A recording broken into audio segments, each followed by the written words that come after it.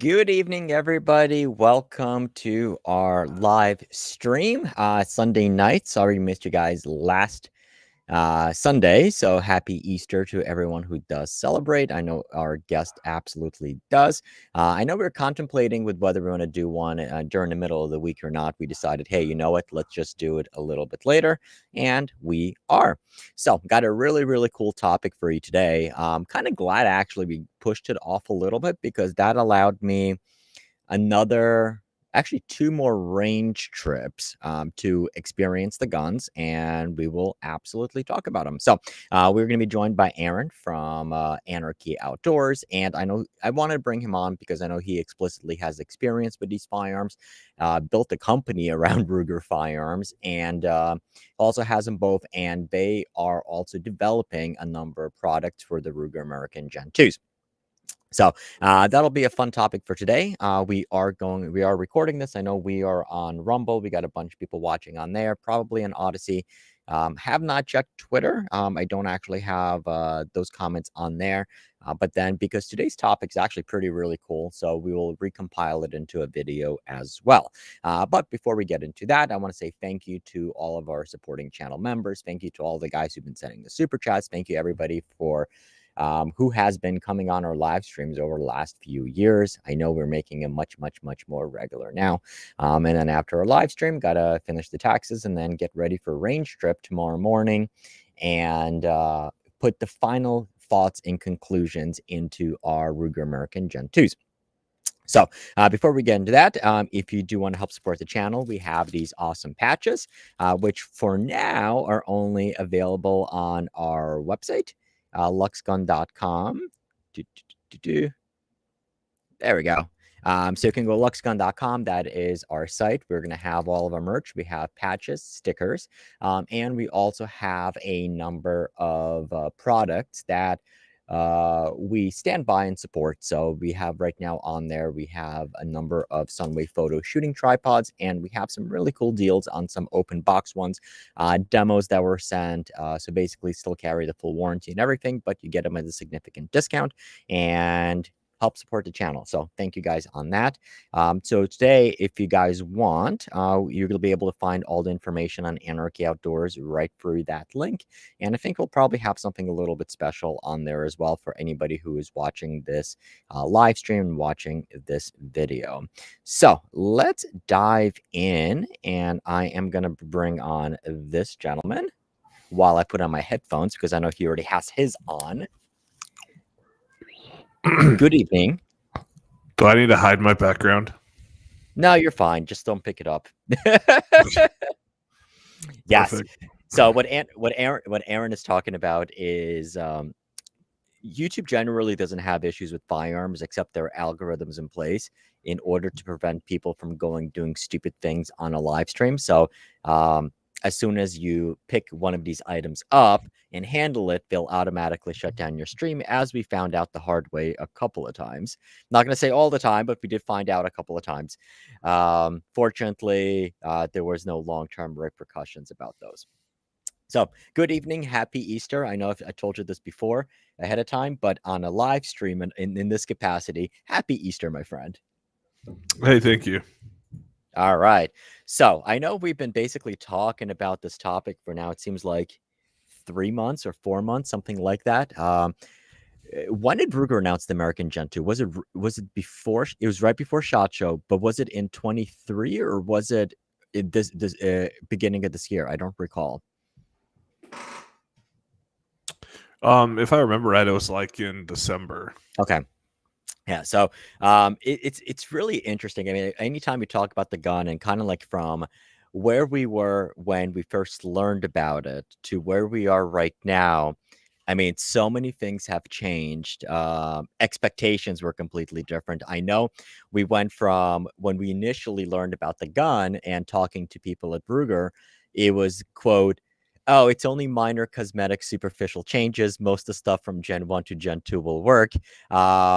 Even though like I'm going through like some of these changes, I'm like, I don't know if I would call this like minor and superficial type changes. I mean, like these are pretty big, substantial changes, but there's like, yeah, most of the stuff should work. And now when we were talking the other day, I think we confirmed, like, I think the only thing that's the same and that could work from a Gen 1 to a Gen 2 is the firing pin.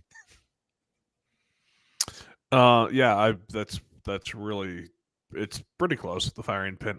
I think you could get away with the scope base, but the Gen But 2 is even that definitely an changed. improved. Yeah, it did change, but I think the whole pattern is compatible.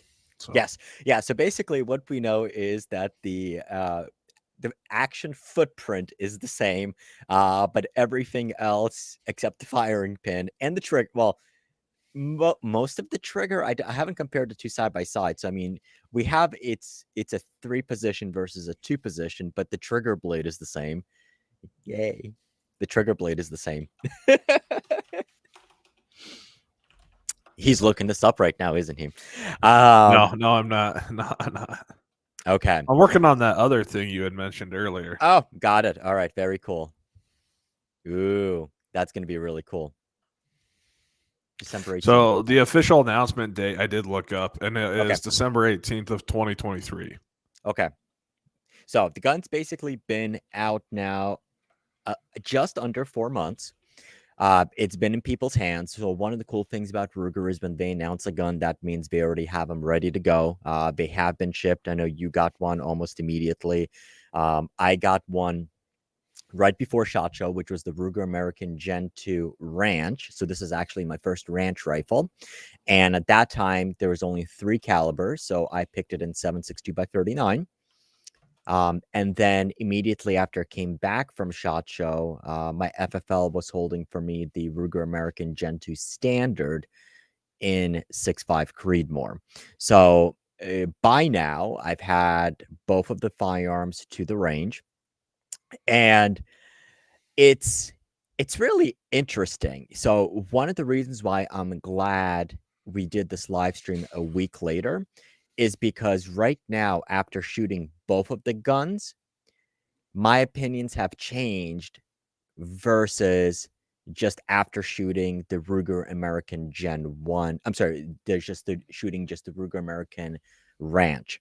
It was quite a bit different. So it was weird. It was really, really weird. Now, which ones do you have? And which ones have you shot? We have a 223 and a 6.5 Creedmoor. Okay. So you got the 223 in the ranch. Or did you get both standards? No. No, they're both standards. Okay. No, that's not true. The 223 is probably the ranch. Yes. The shorter barrel. Sorry, I've had them long enough that they're just become part of it. Let's see here.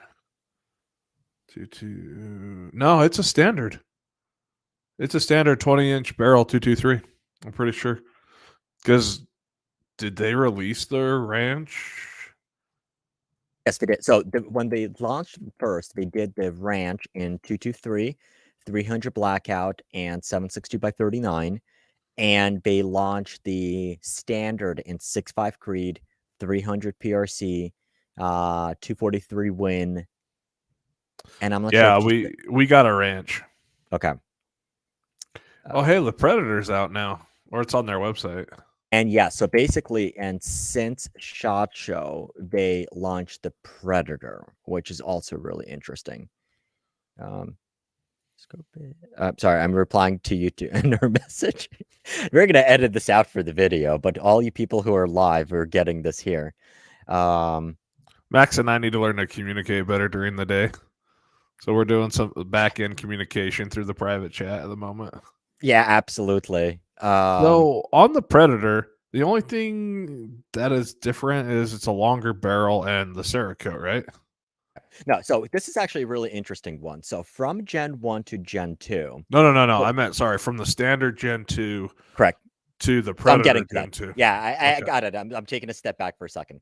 So I remember, so basically with the Gen 1s, I almost never saw Gen 1s, and pretty much everyone's go-to recommendation would be to go for the Predator and go for the Hunter one, which is the Magpul Hunter one, unless you need to go with the Ranch.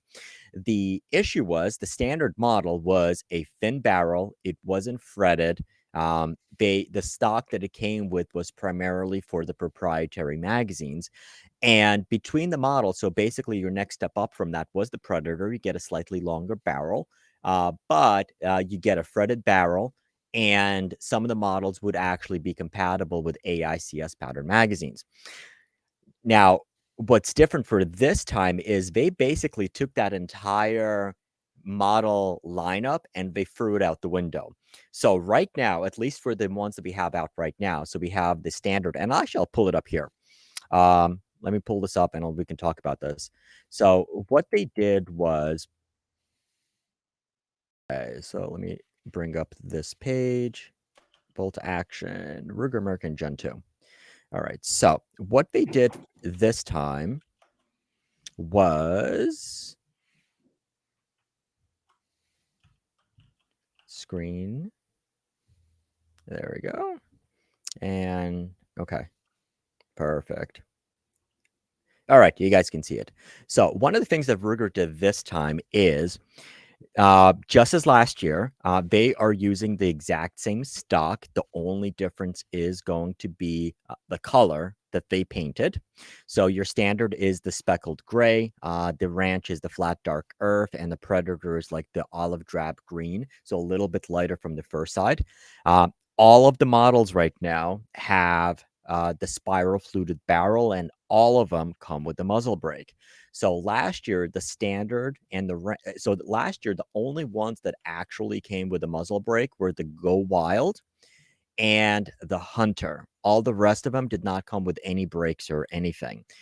So the biggest change, I would say, is the standard one, which, I mean, I would call it a generational change.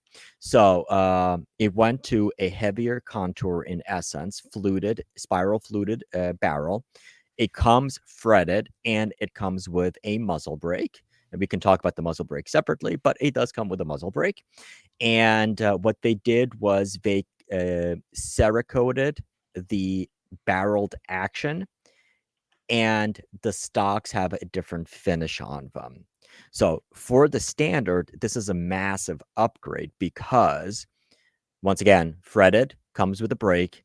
And for all of them right now, also, the bolt handles do come fretted. So you can just replace the bolt handle if you want.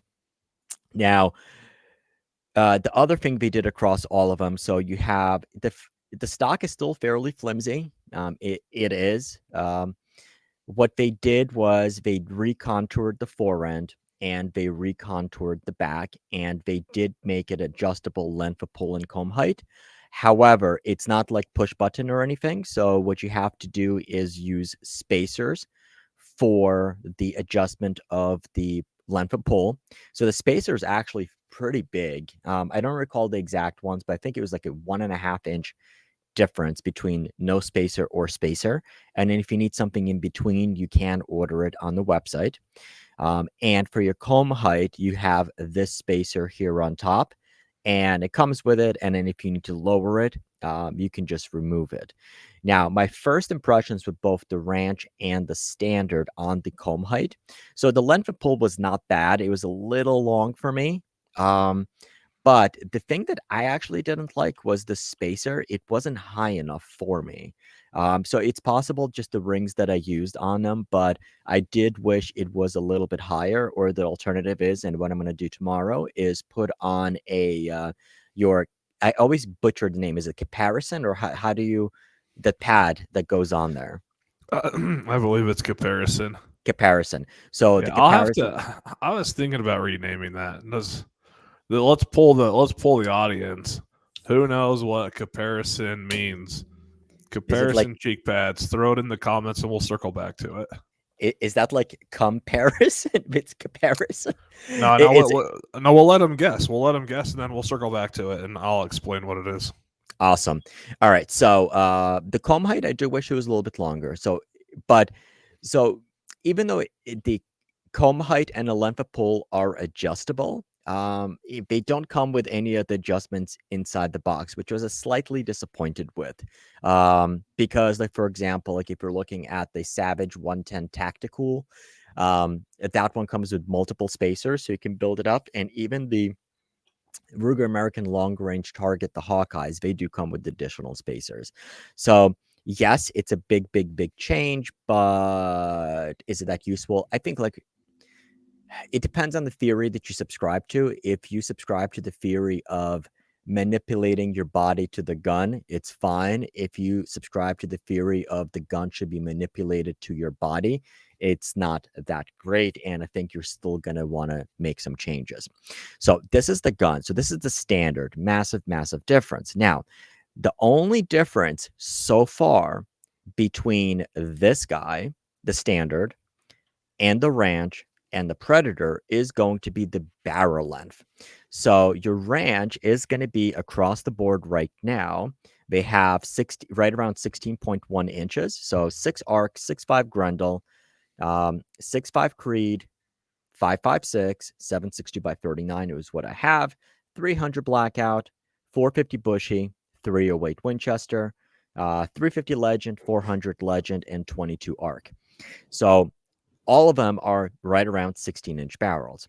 Your standard is right now, all of the barrels are going to be your 20-inch barrels.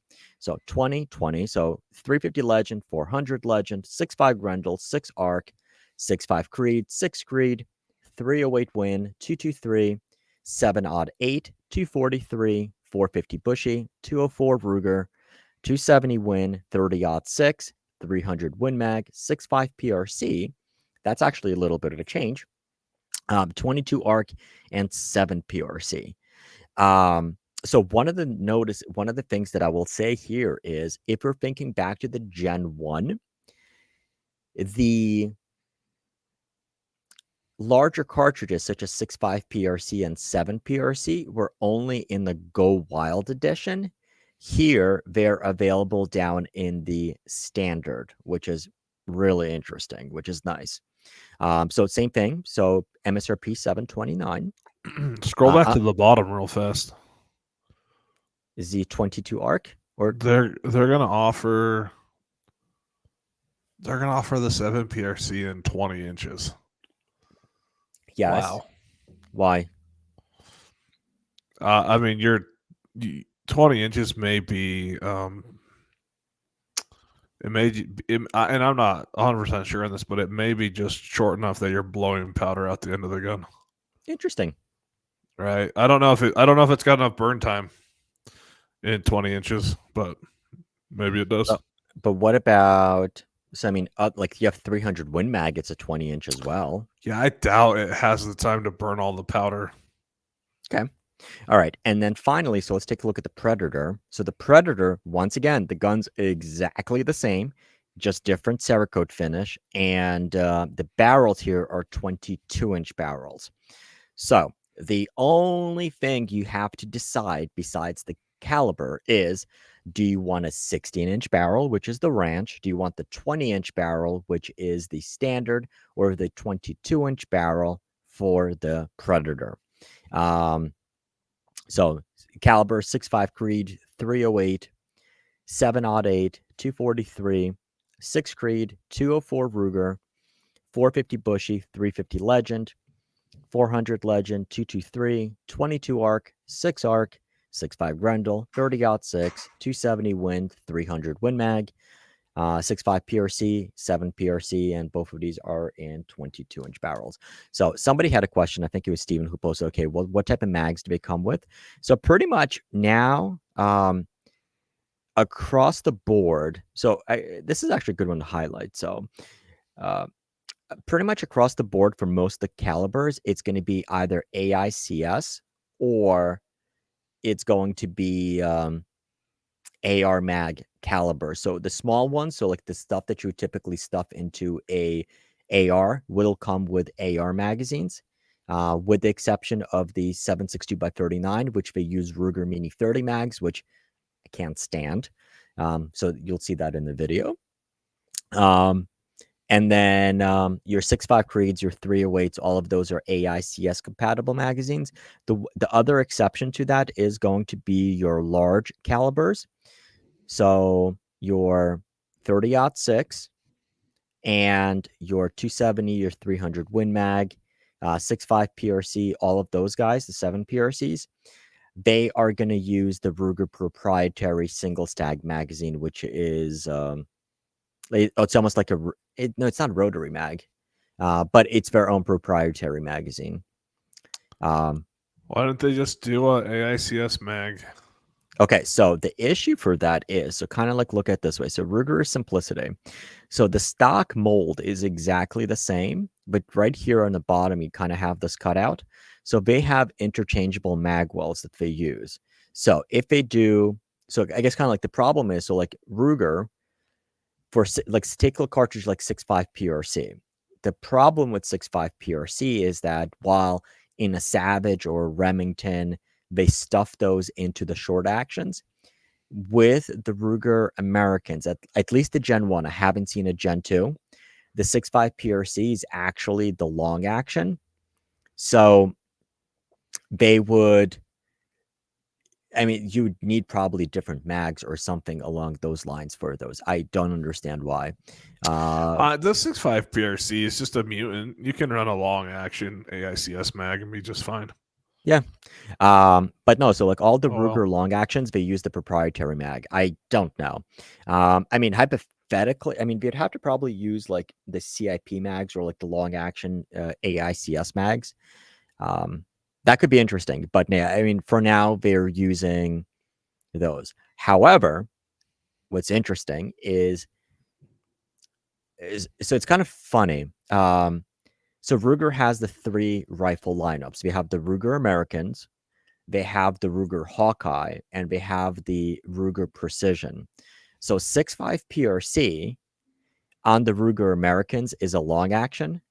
The 6.5 PRC in the Ruger Precision is that intermediate action. And the 6.5 PRC in the Hawkeye is the standard short action.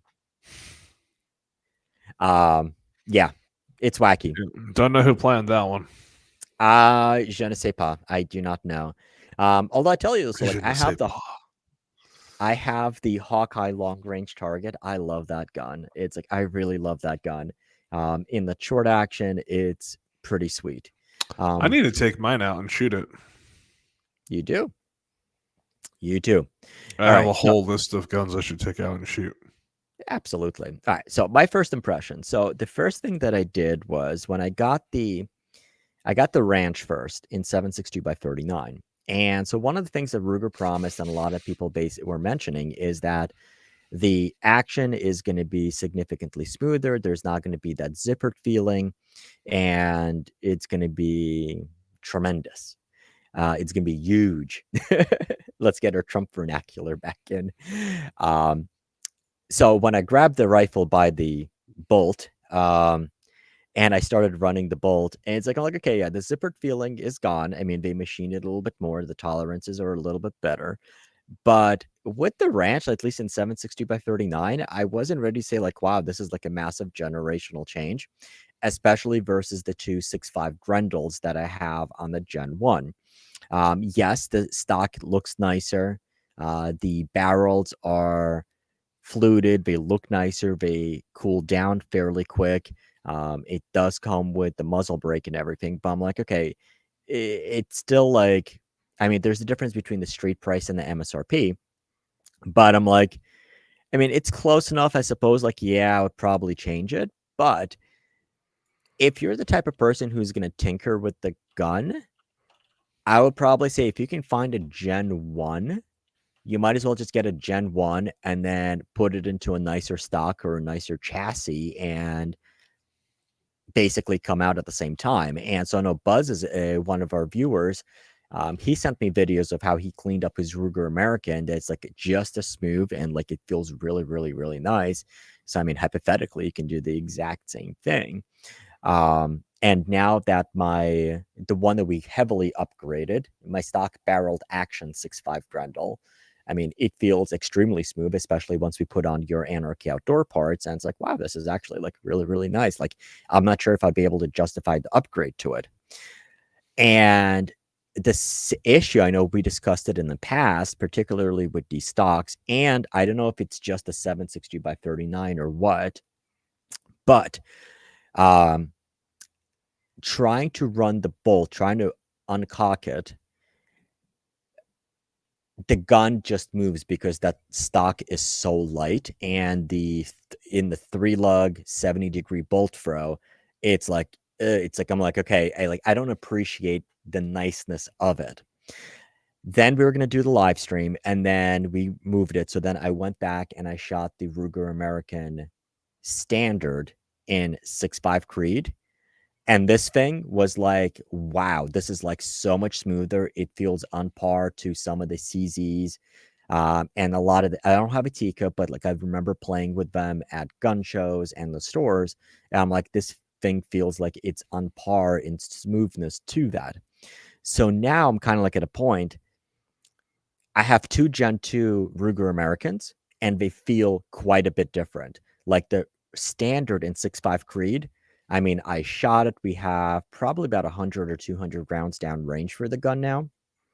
And I never had issues with the bolt manipulating or anything. It was just like super smooth and everything. Meanwhile, the ranch in 760 by 39, I was like, feels like the exact same thing as like the Gen 1. So it's interesting. It's absolutely interesting. And I was ready to kind of write off the Gen 2 until I shot the Gen 1, which is interesting. um, all right, so that's my thoughts on it. Now, have you shot those or no? I have currently not yet shot the Gen 2s, Okay, but I will remedy that in the next couple weeks. fantastic. All right, so going through the comments, so Bullets for Bucks, so still has some zipper sound. So it's interesting. My ranch does, my standard does not. Um, it is weird. Now, this is actually a great point. So the mags in the short action caliber seem to be extremely difficult to see it in Gen 2. And actually, let me grab this. Hurry, guys, and ask all the funny questions while he's gone.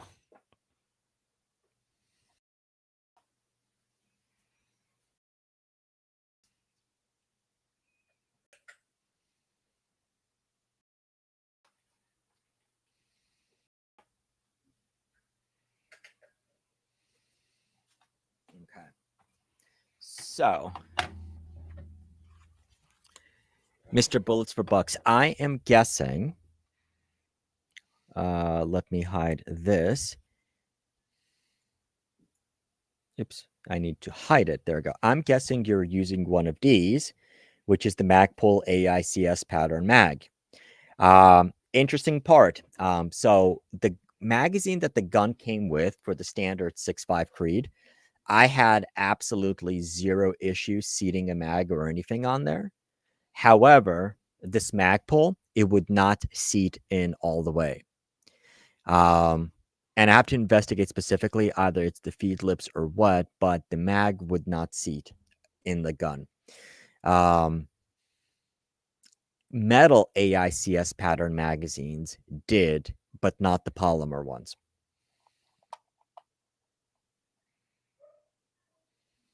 Okay.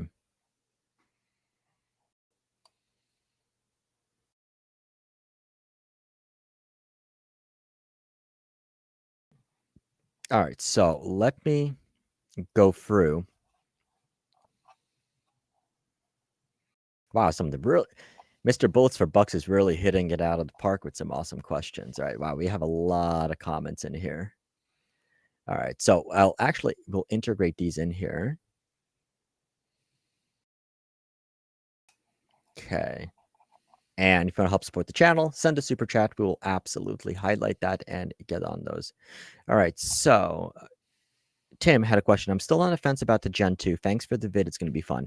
I would say, so here's okay. And Aaron, I know one of the questions I was asking you, and what we wanted to discuss is, so the Gen 2, as it is right now,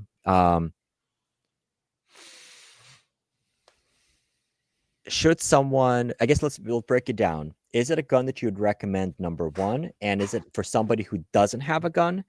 And if somebody already has a Gen 1, should they upgrade to a Gen 2? Let's see. Let's answer that question. Gen 1s are becoming harder to find. Okay. So if I mean, like, I treat anything like this. If you can find a good deal on any rifle, be it Gen 1 or a Gen 2, I would take the good deal. Right? You're gaining a little bit over the Gen 1 with the Gen 2, but a good deal's a good deal. They're basically the same rifle. I would expect the same accuracy Yeah. out of the rifles. You've shot them both, Yep. same accuracy. So I haven't had a ranch, and the first one, the one I have the most amount of rounds through, is the 760 by 39. So I would say, so that one we did get it to be 1 MOA. So I would say it's acceptable in that regard. And we shot it out. I mean, let's put it this way: we shot a 16-inch 762 by 39, and getting consistent hits on steel at 700 yards. So I would say it's accurate. Yeah, I'd say it's accurate, and that's the worst caliber you could pick too. Yeah. Right, And that's granted, and highly like, highly and this is, dependent on the type of ammo and yeah, everything. and this was like with really horrible flooded 760 by 39 ammo. Some hand loads that I had zero. Let's put it this way: I bought 760 by 39 ammo from an auction that was loaded by somebody. So Yeah, I mean, I don't know. so basically, if you went and bought It's some match accurate grade enough. ammo, it's accurate. Let's put it this way. 7.62 by 39, you're not expecting to do wonderful things. Yeah. I can tell you the Gen 1s were extremely accurate. I have yet to take Yeah. mine out and shoot them because they've been in a million pieces. But that being said, all of our Gen 2 stuff is dropping right now, and we'll get them out and we'll get them fired. Yeah. So, but to go back to your question, is if you can find a Gen 1 for a great price, I mean, they used to be $400. If you can find one, if a store's blowing them out, I think you could be happy with a Gen 1 just as much as a Gen 2. And then to the second part of the question, should you buy a Gen 1 over a Gen 2? It goes back to what Max had said, is what's your intended purpose of the gun? Yeah. Are you just going to take the Gen 1 and strip it completely down and do something with it? Well, then buy a Gen 1. If you're going to buy the Gen 2 and you're going to keep it in its stock and kind of tinker with it a little bit, then go Gen 2. The Gen 1 absolutely needs a new stock. The Gen 1 stock is terrible. Its bolt handle needs to be replaced. Just out of the gate. But yeah, I mean, the Gen 2 is what it is. And I know the Ruger American has a following, and the Gen 1s were priced extremely well. With the inflation in the last 4 years and different things, the Gen 2 is a little more expensive. It's a little more to swallow. But I was in my local gun shop the other day, and they had Gen 2s on the shelf for like, I think they sell for like $550. I think street price on a Gen 2 is like $550 or $575. That's and I was fair. and I was talking to the guys. Oh, I spent 3 days at my local gun shop because I was transferring 8 NFA items, and so I got to act as a visiting sales guy. I wandered around the floor for like 4 or 5 hours. So actually longer than that, probably like 6. I just kept asking them for a name tag. Anyways, they said the Ruger Americans, the Gen 1s, sell extremely well, and the Gen 2s are selling pretty much on par with Gen 1s. And the guy behind the counter is very much more impressed with the Gen 2 than the Gen 1. Well, the Gen 2, I mean, it absolutely feels better in your hand. I would say Oh, to yeah. a casual person, it's like, it does seem like it makes the gun on par to the 110s. And I would say, even if somebody, like, for example, if somebody picks up like a CVA Cascade or a Franchi Momentum, I'll probably say similar like the cheaper Bergaras, like the gun feels on par to those, like how it feels in a hand. Yeah, I mean, and it really comes down to what you want to do with the rifle, right? Yep. If you love, I mean, the Ruger American to me is a great option to have multiple calibers, different caliber guns and different things. And a lot of the guys that I know that own Ruger Americans, they own 6 to 7 of them. That's crazy. Yeah, it's just, you just go troll through the like Ruger American forums and the Ruger American Facebook groups. See, I'm not crazy. I don't have that many. But think about it. Think about this. 6.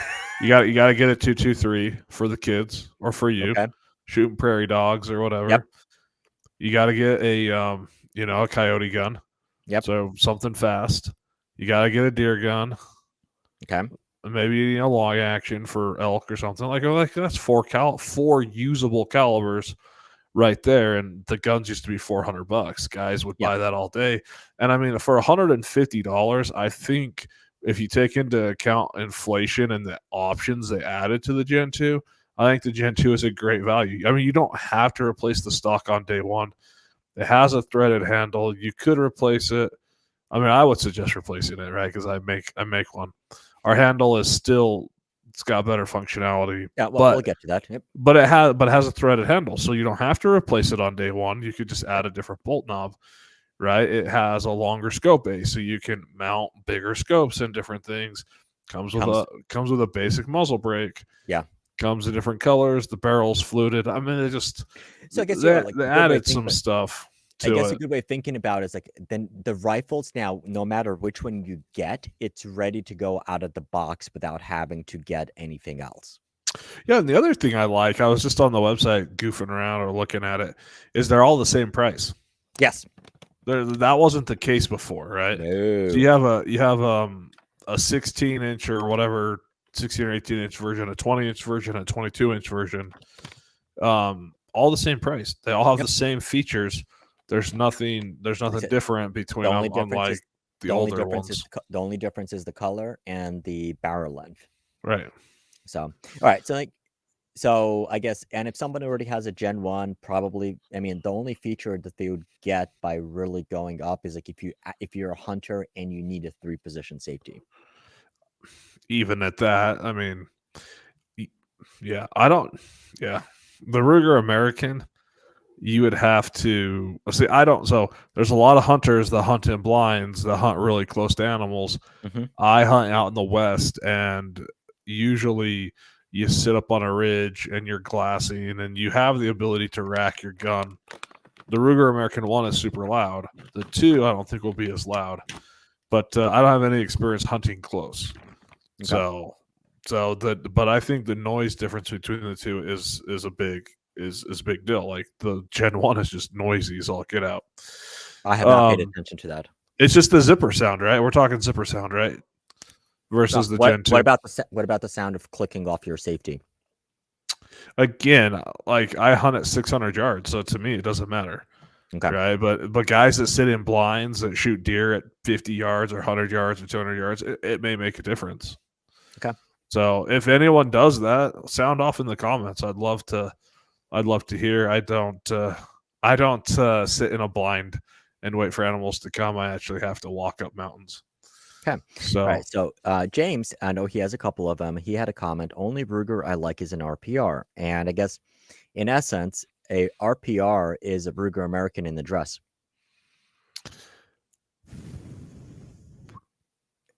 yeah, it's like 80% of a Ruger American. Yeah. So I mean the way the barrels attach and things are different, for sure. But yeah, it's inline recoil systems instead of the action being attached to the stock. So at what point would you say that somebody should stop looking at the Ruger Americans and go to precision? So it depends on your use case, right? What are you going to use the gun for? If you're going to shoot off a bench at, long distances and never carry the gun around, then buy a Ruger Precision, right? If you're going to do NRL or PRS or positional shooting, or if you're a SWAT team, yes, there are SWAT teams that use the Ruger Precision. One of our local teams uses it, or they used to. I don't know what they use now, but maybe they still use the same thing. But it just depends on your use case, right? If you're going to hunt out of a blind, Ruger Precision is fine. If you're going to carry it around, I mean, it just depends if you want to carry a 12 to 14 pound gun versus a 7 to 10 pound gun. Now I have a friend who was a saw gunner in Afghanistan, and he carried his 18-pound Ruger Precision 338 around hunting because he's used to carrying a saw and 1,200 rounds. So to him, it didn't matter, right? He's used to it, and he carried it around.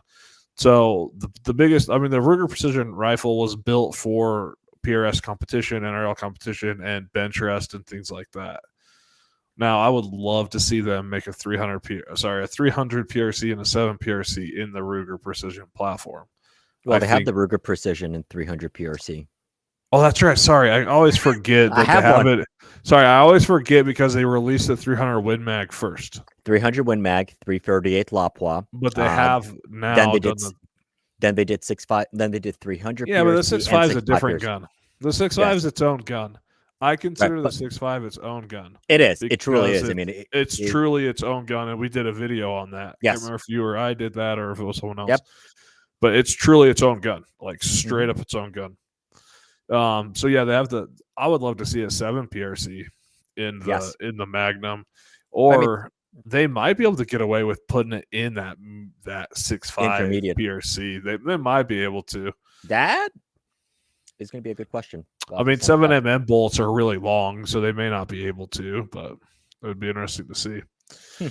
But anyways, yeah. So that's the difference, right? It just depends on use case. I mean, the Ruger Precisions are $1,400 now. The Ruger Precision. So it's Yeah, weird. I mean, I think we're like I don't know. I bought mine 1,400 for a while. $800, so I don't know. Yeah, and that's the thing. Kind of like at that point when the Ruger, like I would say 4 or 5 years ago. I mean, the price difference was not that big. I mean, you were able to find a Ruger Precision for about 800 or 1,000. And now, so actually, now I'm gonna put up the gun for sale website. Let's go to grab a gun, and let's say Ruger Precision. So MSRP. Are you kidding me? MSRP on a 308, $1,900. Yeah, so MSRP on a 300 Win Mag, $25.99. See yeah, that behind me, guys? I bought that for $7.99 8 years ago. yeah. So one of the things that Ruger did when the Woo happened, and like the prices were going up and up and up, so the dealers were complaining that there is not enough difference between the MSRP. So like people didn't want to pay more than MSRP. So they forced Ruger in a lot of degrees to raise the MSRPs so that they can get away with basically raising the prices. All right. So my internet is slow. That's crazy. But no, I think And the like prices have changed a lot since I mean I've owned these guns for years and I haven't price shopped them in a long time, so I'm a little out of touch on what they are. But that's quite crazy. right. So look at this. So if we just go on MSRP So of 2 Cabela, so grand yeah, so versus 700, you can buy 2 Ruger Americans for the price of 1 RPR. yes. So I have to go actually like look up. So like Cabela's currently has it for. They have the Magnum for $500. 2,100. Yeah, 2,100. No. So it's $400 under. Okay. So Sportsman's Warehouse has the Ruger Precision in 308 20-inch for 1629, and they have the So it's $400 under MSRP. yeah, and then the 300 Win Mag. I'm sorry, the 300 Win Mag at Cabela's is 2,099. So that's their sales price. Yeah, so they're both of them are $400 under MSRP. Yeah, so I mean that's quite. I mean that's so. For example, like if you're comparing a large Magnum, I mean you're looking at you can get 3 Ruger Americans in 6.5 PRC or 300 Win Mag for the price of 1 there. All right, so I will say so. Just you can if you go on Grab a Gun, they have a 308 20-inch Ruger Precision for 1,300. So I would never buy a 308. well, I'm okay, sorry. but like Don't those do it, types of guys. guns. Don't do it. So I have 8 years experience with the Ruger Precision Rifle. Yeah. I hate to say the only gun that comes close to not hitting their guarantee of accuracy is the 308s. And this is You have to use very nice ammo.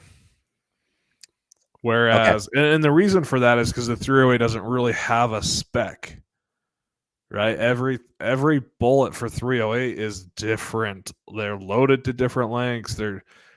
It's just like the Wild Wild West with the 308. So I had a friend send his 308 in to Ruger because it wouldn't hold their guarantee. Ruger used a $70 box of ammo to get the guarantee, and they sent it back to him and said nothing wrong with the gun. Okay. However, Ruger does not have a guarantee. They don't They have an used accuracy. to. They used to on the Precisions. They used to guarantee 1 MOA. Did they? Okay.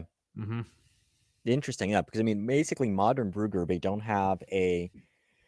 So their warranty is we stand behind our products, and generally they'll take care of you whenever you have the issues. And then on the accuracy, they don't have an accuracy guarantee because I mean, here's the problem. I would say the vast majority of the times it's not the gun, it's the shooter. I mean, he just is. I mean that's. I mean, I could vouch for that. Yeah. I could vouch for that, and a lot. It could be temperature. It could be a lot of different things. But here's the thing. I mean, like, Um, but as far as the accuracy guarantee, I mean, like, no one's guaranteeing the ones that do guarantee accuracy. They're not guaranteeing it with PMC garbage NATO ammo or like Winchester white box. It's guaranteed with match quality ammo.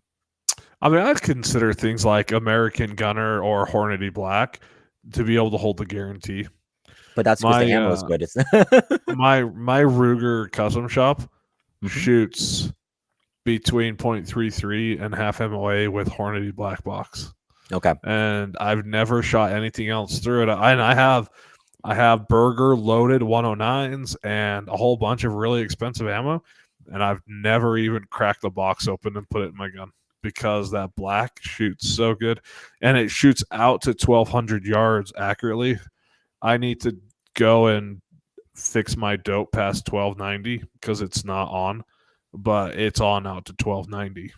Just plug it in and send it. So, anyways, so back to back to the topic. Um, yeah, I mean Ruger. Yeah, it really depends on use case for which gun you buy and what you want to use it for. Now that being said, if you want to turn a Ruger American Predator Gen 2 into an RPR, you're going to spend about the same amount of money. Mm-hmm. But then you're going to buy an RPR and probably put a couple $100 into it as well. So there's pros and cons, but it just depends on the use case of the rifle. Okay. All right. So if somebody is going to upgrade, so I guess let's talk about this. Hold on, let me undo this one. And since Buzz already, hey, do you have an aftermarket bolt handle? So I would say, I mean, Anarchy Outdoors is a brand. I mean, the Ruger Precision Rifle is the one that started it all. And naturally, you've progressed into the Ruger American Rifle when that came out. And pretty much, so I have I have 4 Ruger American Gen 1s, 265 Grendel. I bought a used 6.5 Creed and I got the 6.5 PRC. And across the board, one of the biggest downsides to them was, hey, that bolt handle and bolt knob, well, you couldn't replace the bolt knob. The bolt handle was a little bit and some of the scope bases that they use, like, for example, I mean, the rifles are perfectly capable of reaching out past 1,000 yards. I mean, we shot our 6.5 Grendels out to 1550. The challenge with them is that the scope bases are either flat or 20 MOA scope bases. And then the action was a little bit, and you have a bunch of plastic stuff on there. So you had a whole bunch of stuff for the Gen 1. And we were hoping that all of that stuff would work for the Gen 2. So let's talk about your stuff from Gen 1 to Gen 2, what works, what doesn't work.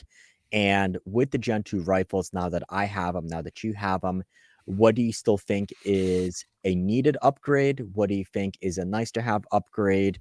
And where are we in the process? And if you can hook us up.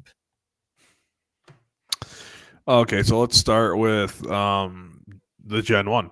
So the Ruger American handle was actually so the Ruger Max said that we started with the Ruger Precision, but with the handle we actually started with the Ruger American.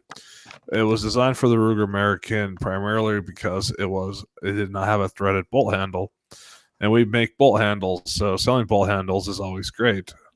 As we were designing the product and playing with different variations of it, we discovered that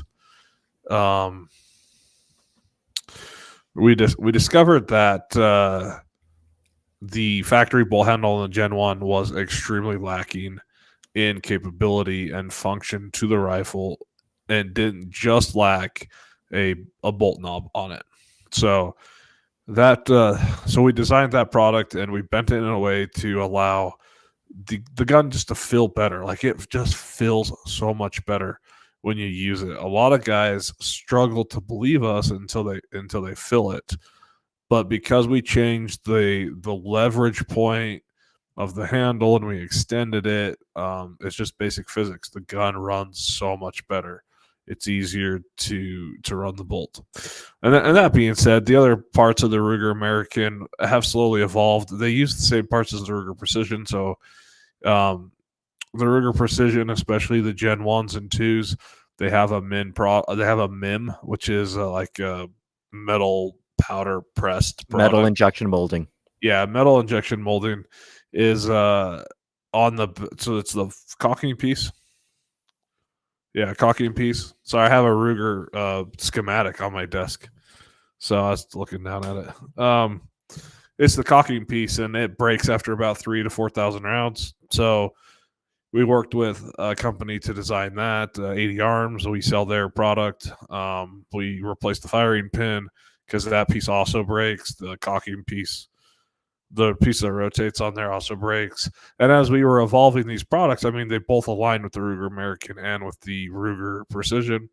When the long action Ruger Americans came out, we had to tweak our handles. Our handles have gone through a million iterations to be as universal as possible across the Ruger Precision and Ruger American platforms, which was perfect until December of 2023, where Ruger was like, "Hey, have a Gen 2," and nothing is backwards compatible. So that was always a fun discovery. But anyways, the Ruger American handle has been our number one selling product for a very, very long time. It has some of the best reviews on the product, and it's just a great product. So so yeah, that's the Ruger Gen 1, right? We've evolved with the gun. We've evolved our products with the gun as it's evolved, and Ruger slightly changes things from time to time. And then yeah, so now we're here with the Gen 2. So the Gen 2, oh yeah, and we also did the shroud for the Ruger Gen 1, the bolt shroud. It's a cosmetic piece. The Gen 1's is plastic, it breaks. I don't know if it adds any functionality to the gun besides it looks better, and it doesn't break on you. So all of that, then those parts translate to the Gen 2. So we get notification that the Gen 2 is being released. I was able to watch the distributor who had kind of the inside track. It's one of Ruger's like platinum distributors. I was able to join one of their webinars where they announced the product and they showed more in-depth videos of like it being manufactured. And as I watched that video, I realized really fast that the shroud and the handle for sure were not going to be compatible. I was able to spot that in the video when they took the part out of the machine it was being machined on. I was able to spot that almost instantly. So the Gen 2, nothing's really compatible backwards. It's they took the rifle, and they took the rifle.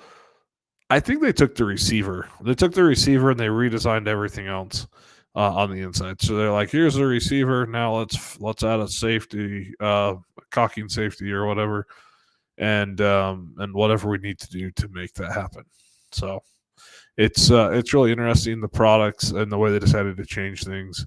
It's really interesting. So I believe you can utilize our Gen 1 handle on the Gen 2, but you lose the ability for that third position safety. So, yeah. So now, what was the next part of the question? The question is, what would you recommend on the Gen 2? Yeah, so on the Gen 2, what would you recommend right now? Oh, and we do have a super chat. So actually, let's answer that super chat first because I basically had the exact same thing, same thought for you. So thank you for the super chat, OCL Sportsman. LSI clamp on how a bolt knob to fit Ruger American Gen 1 perfect. You need to do a bolt on handle for Howa. You need to do Howa stuff. You need to do Howa stuff. We can look at Howa stuff for sure. Because especially because like that stupid bolt hand, like that, like the problem is Legacy Sports. When they import the rifles, like I said, it's not a threaded bolt handle, except unless like on the cheaper ones, it's not a threaded bolt handle. And I believe I haven't taken it apart. I actually have 4 Howas. The handle, if you buy one of the cheaper ones, it's just a regular handle. It's not threaded, and it's attached to the like the Remingtons to the bolt body, so you can't just remove it and replace it. So you have to use a threaded one. So my question for Bullet for Bucks, because he's the Howa man, the Howa fanboy in the audience. Oh my, hey, Howa has a guarantee. Sub MOA 3-shot groups at 100 yards. Thanks. Mm-hmm. 3-shot groups are garbage. So question for Bullet for Bucks. Are all of the Howa handles the same? No, they're different. So forward and back. Or are they different based on model? They're different based on model. Some of them are threaded, like for example, for the Howa Oryx. The ones that aren't threaded, they're all the same as far as I know. That's all that matters. If they're like a Remington and they're all the same and they haven't changed in 5 or 6 years or 10 years, then we could do a clamp on pretty easy. Yeah, and just like our Remington one. So let's go back to his question, or his question was, or I think it was a comment. It's not even a question. He's like, cheap clamp on bolt knob Ruger American Gen 1. Legacy Sports International clamp on Howa bolt knob to fit Ruger American Gen 1 perfect. Yeah. So I've tried it. It works better in my Ruger Americans than my Howas. Okay. So that being said, OCL Sportsman's, if you'll reach out to me, I'll send you a Ruger American handle, and then I'd love to get your feedback if it makes a difference. I can tell you right now that I guarantee it makes a difference. The bigger bolt, the clamp-on bolt knob, will give you more purchase on the end of the handle. What it fails to do is change the pivot point, the lever point of the action. And that's what our handle does, is it changes the lever point and it's bent backwards a little more, so that when you come off the gun or you come off the trigger, your hand naturally finds the handle in the motion of running the bolt. So and that's what and that's the purpose of our handle. Our handle, it was built for those two specific pieces, to make you be able to run the bolt hard and fast without tipping the rifle, and then to give you a better lever point. So it'll be interesting to get your feedback on different things, and see. But I hate clamp on bolt knobs, except for we made one that's actually pretty freaking sweet for the Remington 700s. So. Yeah. All right. So having basically on that topic, so if somebody gets a Gen 2, so obviously if someone had a Gen 1 Ruger, there's a lot of things that are missing from that gun that you did need to upgrade it. Both as simple as a muzzle brake, if you had the non-standard rifles, because the standard one was not even threaded. But with the Gen 2, what do you think is going to be now a nice to have? What's going to be still a must have on that gun? In your opinion, and not as someone who sells the accessories for this stuff. You need all of the accessories. Give me your passion. Give me your money. That's a quote from a book. If anyone knows that quote, give me your passion. Anyways, The Bible? No, no, no, no, no, no. The other book we talked about. Actually, book 3 of that series. Anyways, there you go. Some hints for you guys. So, okay, so the Ruger American Gen 2 comes with a threaded handle, comes with a tiny, tiny, stupid bolt knob.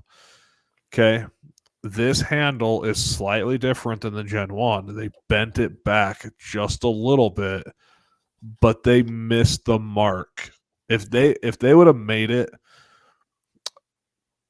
a quarter inch to a half inch longer and bent it back another 4 or 5 degrees, I wouldn't have made a Gen 2 handle. But they got really close, but they missed the mark. And it just depends on what kind of how you use the gun. I love bolts that are more swept. I like them when I come off. I literally just come off and go up and back, right? Just fast. So for me, the handle is still the first thing I would replace, right? The first thing I would replace is because even though it's threaded and you can add your own knob to it or whatever, it still doesn't accomplish 100% what ours accomplishes by being a little bit longer and better angled on the Hmm. throwback. Okay, so not that I want to sell someone a handle. Like, try the gun for yourself. If you have a Gen 1 with our products on it, set them side by side and run them, and you tell me, you tell us if you like the difference or not. Just our experience with the Gen 1 and our experience with other rifles, like the Ruger Precision rifle comes with a threaded handle too. Yeah. Again, the angle is not correct. And we swapped the angle and it works better. The same with this bolt handle. Now, there is another company out there that says, I'll just use one of our knobs. You don't need to replace it. And that's his opinion. And he can be happy with his opinion. But my opinion is they missed the mark just slightly on it. So that's an upgrade I would recommend always. You can use Okay. our handle with anyone's bolt knob, but our handle is still the best product on the market, in my opinion, for the Ruger American. There are other companies that make handles as well that are cheaper than ours, but again, they don't work quite as well. So I get a lot of comments of one of our competitors. It's like, hey, I bought theirs and I bought yours, and I'm so sad I bought theirs. Whatever. It was cheaper, but yours is more expensive, but yours is a better product. So take it or leave it. Read the reviews. We will get the handles are now ready, and we'll get some out to the YouTube worlds so you guys can have more opinions than just mine. So we'll start to send them out here to some YouTube channels and different things, and to get some feedback out there, so you don't have to just rely on my feedback. So, any questions on the handle before I move on, Max? Go ahead. Okay, so we'll move to the shroud. The shroud's again plastic, so we're gonna make red, black, and titanium shrouds. It wasn't a huge change for us. We had to make a couple cutouts. They're also on the website and ready to go. Same with our handles. The scope bases they're great. I mean, I don't remember what MOA they are on there, but we're gonna add a bubble level to ours, and we're gonna add different MOAs.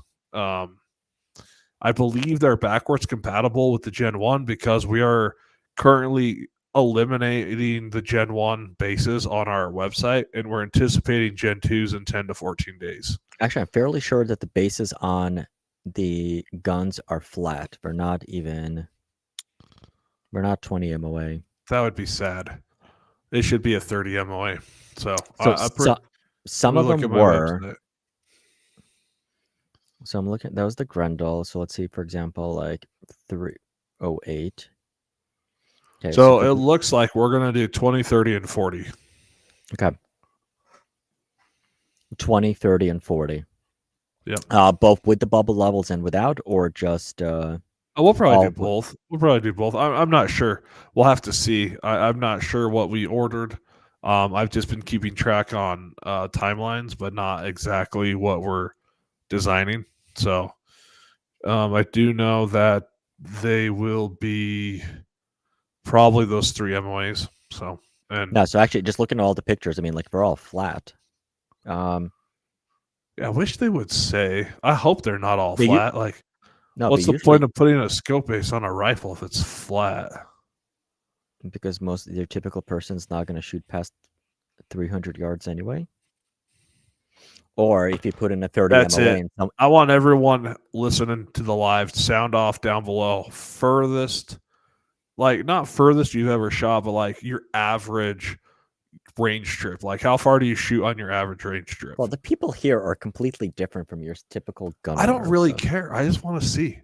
We got to have audience interaction here. So sound off down below. We'll see.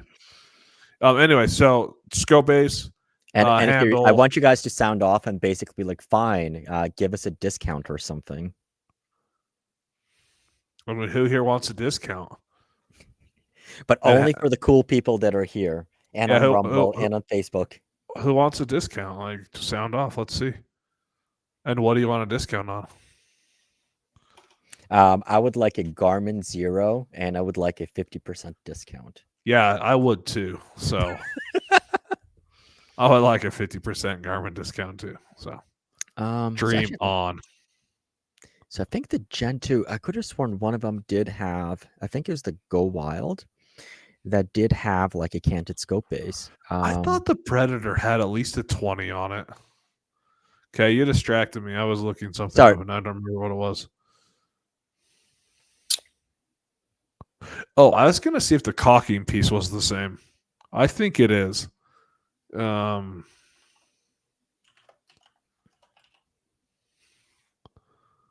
I'm pretty sure the cocking piece is this.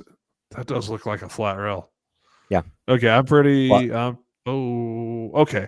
So the cocking piece is the same. It looks like 80 Arms has finally finished their design of the new cocking piece. So we now have cocking pieces for the April 2021 and newer Ruger precision rifles. Okay. So we've got those. It looks like I'm pretty sure the Gen 2s the Gen 2 Ruger Americans are the same because the shroud only needed a small adjustment for the 3-position safety. So I don't think they changed anything there. So, and we had the firing pins tore apart, and we're pretty sure the firing pins are 100% the same as well. Okay. So that basically covers everything for the Gen 2, right? Upgrade.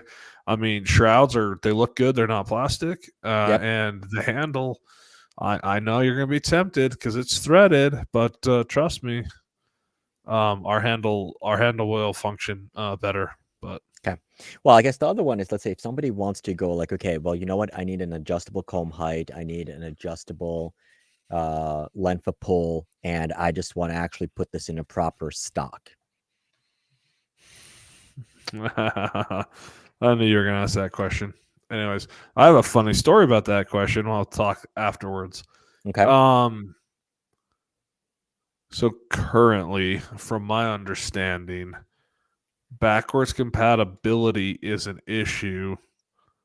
And will be an issue for a little bit until the companies make the modifications. I do know that Indian Creek Design has specifically designed their chassis for the Gen 2, or they've changed their Gen 1 to meet the Gen 2. Sharps Bros also has. The ones that we currently have in stock are not compatible. I will reach out to Sharps Bros next tomorrow maybe and see if we can send ours back or get some. We typically order through distribution for Sharps Bros, but I'm hoping he'll allow us to order directly one time to guarantee we get Gen 2 compatible stocks. When I talked to them at SHOT Show, they basically said all of the inventory that they had, they already converted to Gen 2. Yeah, what about the distributors? They sell to distribution. They don't sell direct, right? Okay. That's RSR and Chattanooga and all of them, right? There could be hundreds or thousands, probably not thousands of chassis, let's be serious, but there's probably hundreds of chassis out there for the Ruger American that could or could not be compatible. So like I said, I'll follow up with John. I have his personal cell phone number. I'll follow up with John on tomorrow and see if we can send ours back and get some new ones without going through distribution.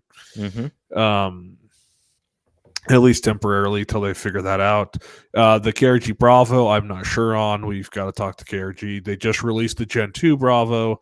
I don't know if they took into consideration that the Gen 2 Ruger is different, but they did do some nice changes to the Bravo.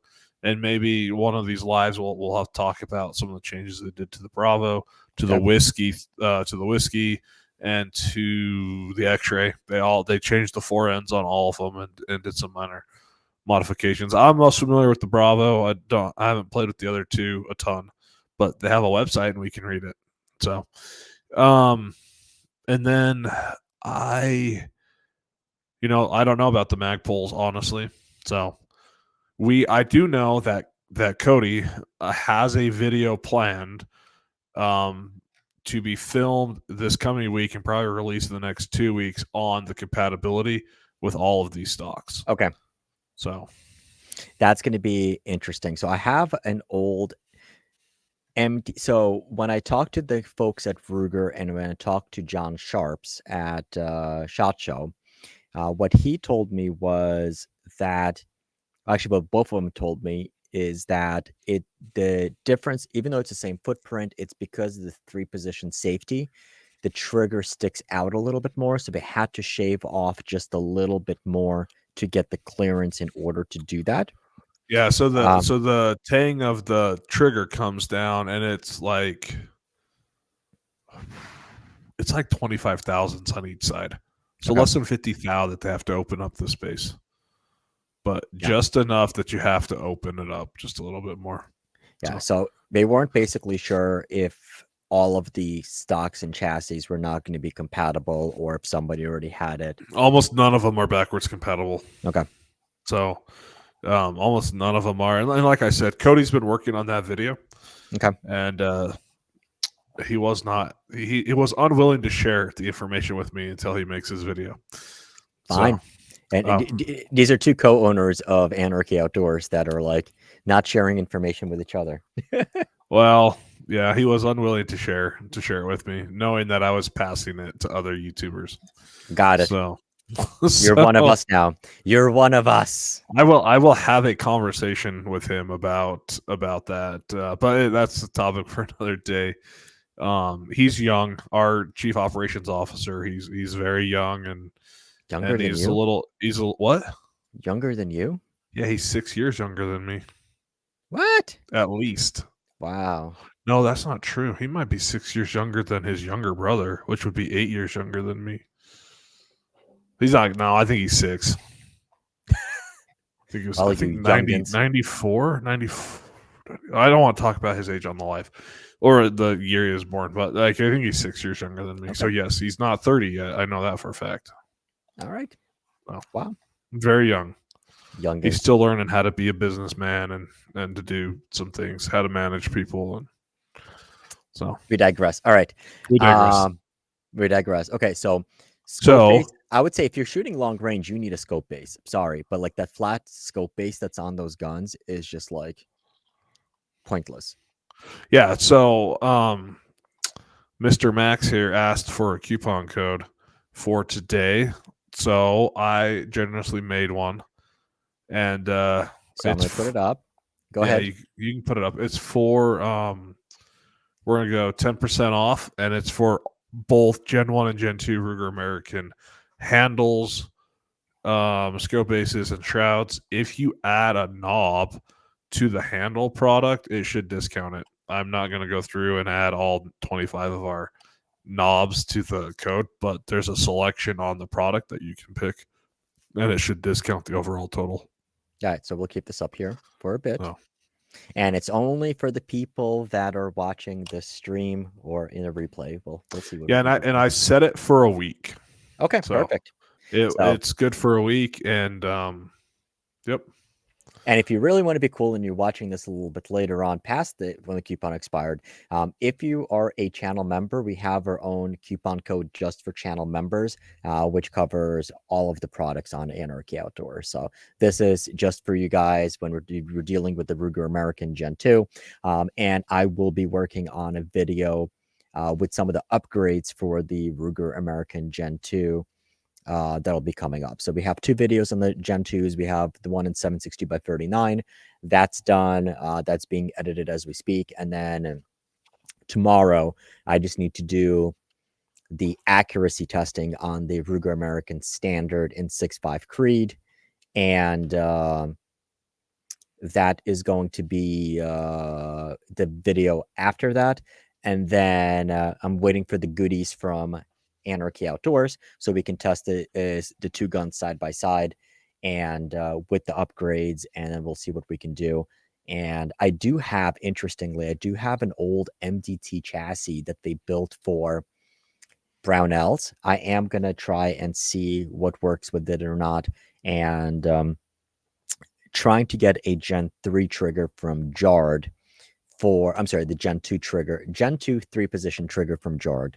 So hopefully we'll have those as well, and actually do an upgrades video for the Ruger American Gen 2. But more importantly, what I'm kind of like really interested in is if you go down the rabbit hole of upgrading all of these parts, whether it still makes it, like if you can find like buying a new Gen 2 versus going on Gunbroker or finding a Gen 1 used Predator or something like that, and just doing that. Or a Hunter, or a Magpul Hunter Gen 1, because that's a heavy barrel, and all of that fun stuff. Because what I will say, so like in my personal experience so far, the brake is completely useless on the gun. It's I'm not gonna say it's useless, but like I wasn't crazy about it. The worst part about this was, and I know we were discussing this at the same. So right now in my truck, I have the 2 Ruger American Gen 2s, and I have the Savage Elite Precision in 300 PRC, and on that we have the excellent Strike Without Warning brake. And Nick, to your question, I will answer that. Just message me and I'll get you Aaron's info or put that in there. We're not going to dox him online. So here's actually, let me put a Strike Without Warning.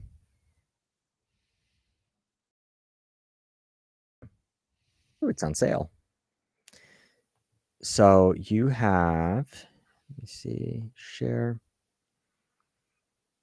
So Run Eagle 23. There is a company called Al's Sporting Goods. They have some on the shelf. So call them and they'll probably ship them to you. They also sell their inventory on guns.com. Yeah, So. and honestly, so like if you want to buy it from a place, my local dealer has like 10 of them. Yeah, there you go. Go support Slav's local dealer. So okay, so I had the Savage Elite Precision 300 PRC with this tuner brake on there. So shooting the 2 guns, the Elite Precision in 300 PRC recoiled less than the Ruger American Standard in 6.5 Creed. Like that was more enjoyable to shoot than the Ruger American in 6.5 Creed. Well, that muzzle brake you have on the screen is one of the best ever built. Indeed. Oh, he has it for 6.5 as well. His newest one is amazing.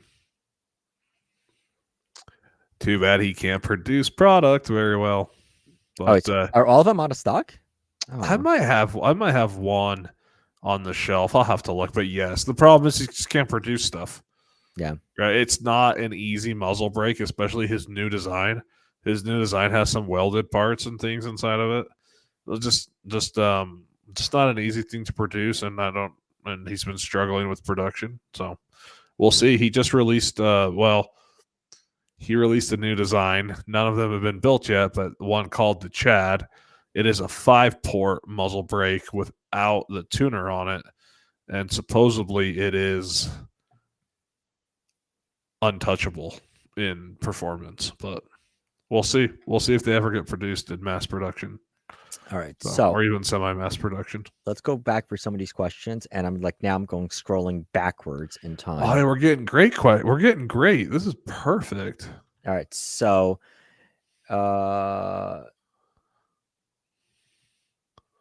okay, here we go from Mr. Bullets for Bucks.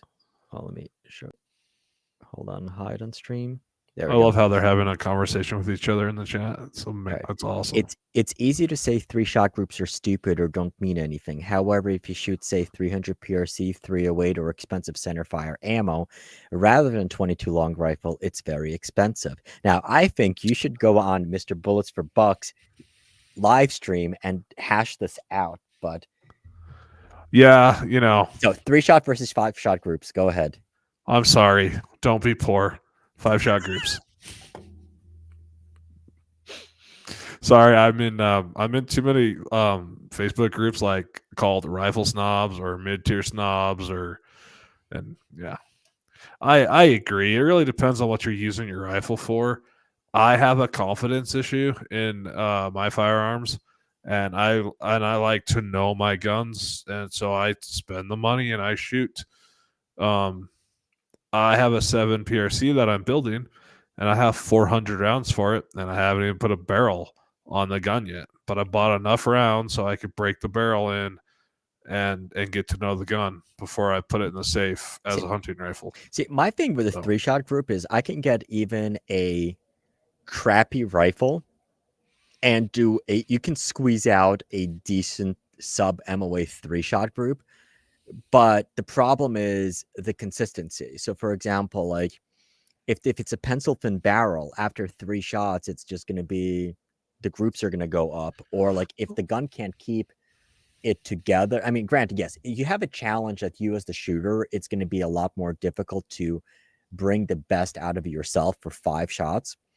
But a 3-shot group, I mean, you can almost get lucky and get a decent 3-shot group. And I mean, like, so out of the Ruger American Gen 2 7.62 by 39, I had, and so I shot like 9 strings with different ammo. I had at least 2 where it was a sub half MOA 3-shot group where all of them were like right on top of another. But I mean, here's the problem: is that really can we now say that the Ruger American Gen 2 Ranch 7.62 by 39 is a half MOA gun? I'm like, not really, because the next 2 rounds were like, and well, yeah, and you have a you have a sample size, right? You got to shoot across a bunch of different things. that it's. And I would say, so some of the 22 long rifle ammo, like the match grade 22 long rifle ammo, costs as much as some cheap 308. All right. Which is a true statement. Okay. So people are basically saying they can go up to about 600 yards on the property, 600, bunch of 600ers, the 600 club. 600 is a great range though. Mr. 400 for Mr. But here's the problem though, like once you start shooting out those distances, and I like, for example, like now at my local range, we have access to 700, and I'm like, okay, I'm bored. It's like, you've done it. It's like, I haven't done it with the 22 yet, but like once you start shooting those distances, it would like 5.56 and like smaller cartridges. I mean, let's put it this way: we're shooting 400 yards with a 9mm PCC Henry semi-auto, and it's like, all right, next. So now you have to introduce positional shooting and time variations. Okay. Right. Well, so shooting off a bench. Oh no, this is off of a tripod or off of a bag. Right, but try off of a barricade, right? Off of a barricade, yeah, like one of those try, X barricades.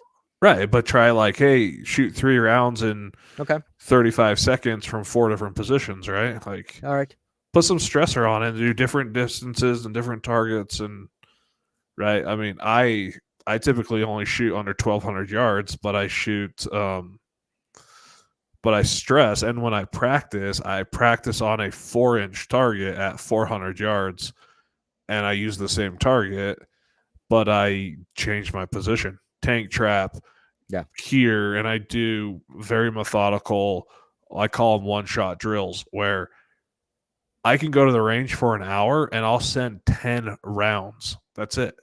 I'll send 10 rounds, and I'll get more out of those 10 rounds than someone mag dumping hundreds of rounds. So let's throw some variation in there, right, and do different things. All right. So, So Baron had a question that reminds me of Savage 2 adjustable trigger. Yeah. So the Ruger Marksman is very similar to the Savage AccuTrigger, similar to the Mossberg LBA, which is a rebatch Savage, and there's a number of others.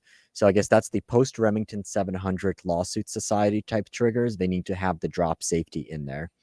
Um, it's not bad. I mean, it's like, yeah. I mean, I would say the Howitt triggers are not bad because they don't have that stupid trigger blade. I'm not a fan of that trigger blade.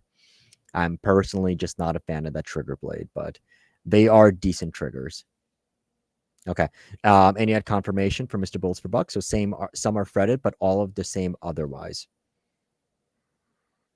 perfect. That's perfect. All right. From Ego, hey guys, got a box with some really cool stuff in it. I hope you got a nice box. I don't know everybody's YouTube name, so I'm not That's Nick. sure. That's Oh, Nick. is that Nick? Okay. Yes. Okay, perfect. What else we got in here? Do you have it? Yes, we have aftermarket ball handles for the Gen 2. Hopefully, we answered that question a couple times. So, when will they be hitting the market? They are currently on the market. Bolt shrouds and handles are on the market. Scope base is 10 to 14 days. Okay. We So answered that question. for Mr. I'm not going to pronounce that username from Blank Bucket. I'm thinking about getting a Gen 2, but mainly for the safety selector and the action tweaks. I feel like it's going to take forever for him to reach crackhead prices I like, especially the 762 by 39. So I guess the question is, okay, well, what type of price are you looking for? Because, I mean, if you're looking for like 500s, they're already there, as Aaron has pointed out. But this is actually one of the thoughts that I had and kind of brought on, but they didn't answer them. So now that the MSRP, so the Ruger Gen 1 MSRP went from like, that's the one that had the massive price difference. I think it went up over like $90 on the MSRP versus you only had like a $60 MSRP increase on the Predators. They're leaving room in that. So like basically what's the Savage Axis competitor or what's the Stevens 334 competitor? What's the Remington 783, even though they don't have a 783 anymore? So kind of like what's that, or like the Mossberg Patriot. If the Ruger Americans is now your $500 to $600 rifle, are they foregoing the $300 market altogether? Because the Ruger American Gen 1s, you used to be able to find them for like $399 to like $450 in that price point. So are they going to kind of come up maybe with an imported gun or a more simplified gun in that $300 to $400 price point? That'll be interesting. I doubt it. So they're just not going to have an entry level rifle. I mean, it was the Ruger American Standard, right? That was the Yeah. entry level rifle, and they killed it. Why would you ever like? This is my hard part. Even if you come up with a $300 rifle, the advantages of the $550 rifle are so much better. Like I would save and spend $200 more, $250 more. But if someone just needs a basic rifle to go hunting and kill a deer with, and I I would mean, still save. yeah, but I mean, like, you can't look down at us poors just because I'm not. This is my poverty. I grew up under the poverty line. I learned the value of buying once. Buy once, right? a I would Taurus on a rather nightstand is I better would than a SIG on layaway. There's nothing wrong with a Taurus. And for $300 guns. Buy a Taurus, buy a PSA dagger, whatever. Even the Yeet cannon would fit on your nightstand, right? Yes. Serves as long as it fires and doesn't jam. I don't care what you have Savage on your Axis. nightstand, right? I have a Springfield XD, and I have a CZ10, and I have a Shadow 2, and I have a 40 Glock 45 and a 48 and a Buckmark 22. Like, and I had a Combat Master John Wick. I actually had 5 of them at one time. and But I that had a doesn't. DVCP, and I had a Compact 2, and I don't own any of But them basically, anymore. but that doesn't apply to rifles in your mind. Um, Because how much is a CBA Cascade? So I think like for the money, the Cascade is a fantastic rifle. I'm a rifle snob, okay? Through and through, a rifle snob. But honestly, I don't know if I would ever have personally owned a A Gen 1 Cascade Ruger. is $699 now. Wow. Yeah, see? They still I think your new entry level price is gonna be 550. Now the Savage Axis, yes, you can get them cheaper, but they've got skinny barrels and they don't have threaded barrels, and they're lacking a few features, right? So if you could absolutely only afford a Savage Axis, then go buy a Savage Axis, right? Like, I don't want to discourage anybody, but I grew up extremely under the poverty line, and I grew up like saving and buying things that wouldn't wear out, right? Like, I don't, and even to this day, I'm the same way. My wife's like, "Why don't you buy X?" And I'm like, "Cause she's like, it's half the price of the one you want." But I'm like, yes, but it also wears out in half the time, or whatever, right? Or it's like Wait, we disposable. have a new one? We have a CBA Scout? Is that no, that's a break action. Okay. Yeah, they've been dropping. CBA's been dropping all sorts of new Okay. rifles So recently. basically, if you go to Sportsman's Warehouse and you want something in 6.5 Creedmoor, your cheapest rifles right now are usually the Savage Axis XP and the Stevens 334. And the Stevens 334, that's a rebadged ATA Torqua. And so Alex, Mr. Canadian, he did a video on this, and it's a pretty nice rifle. I mean, it's Turkish, but it's a pretty nice rifle. But this one's not threaded.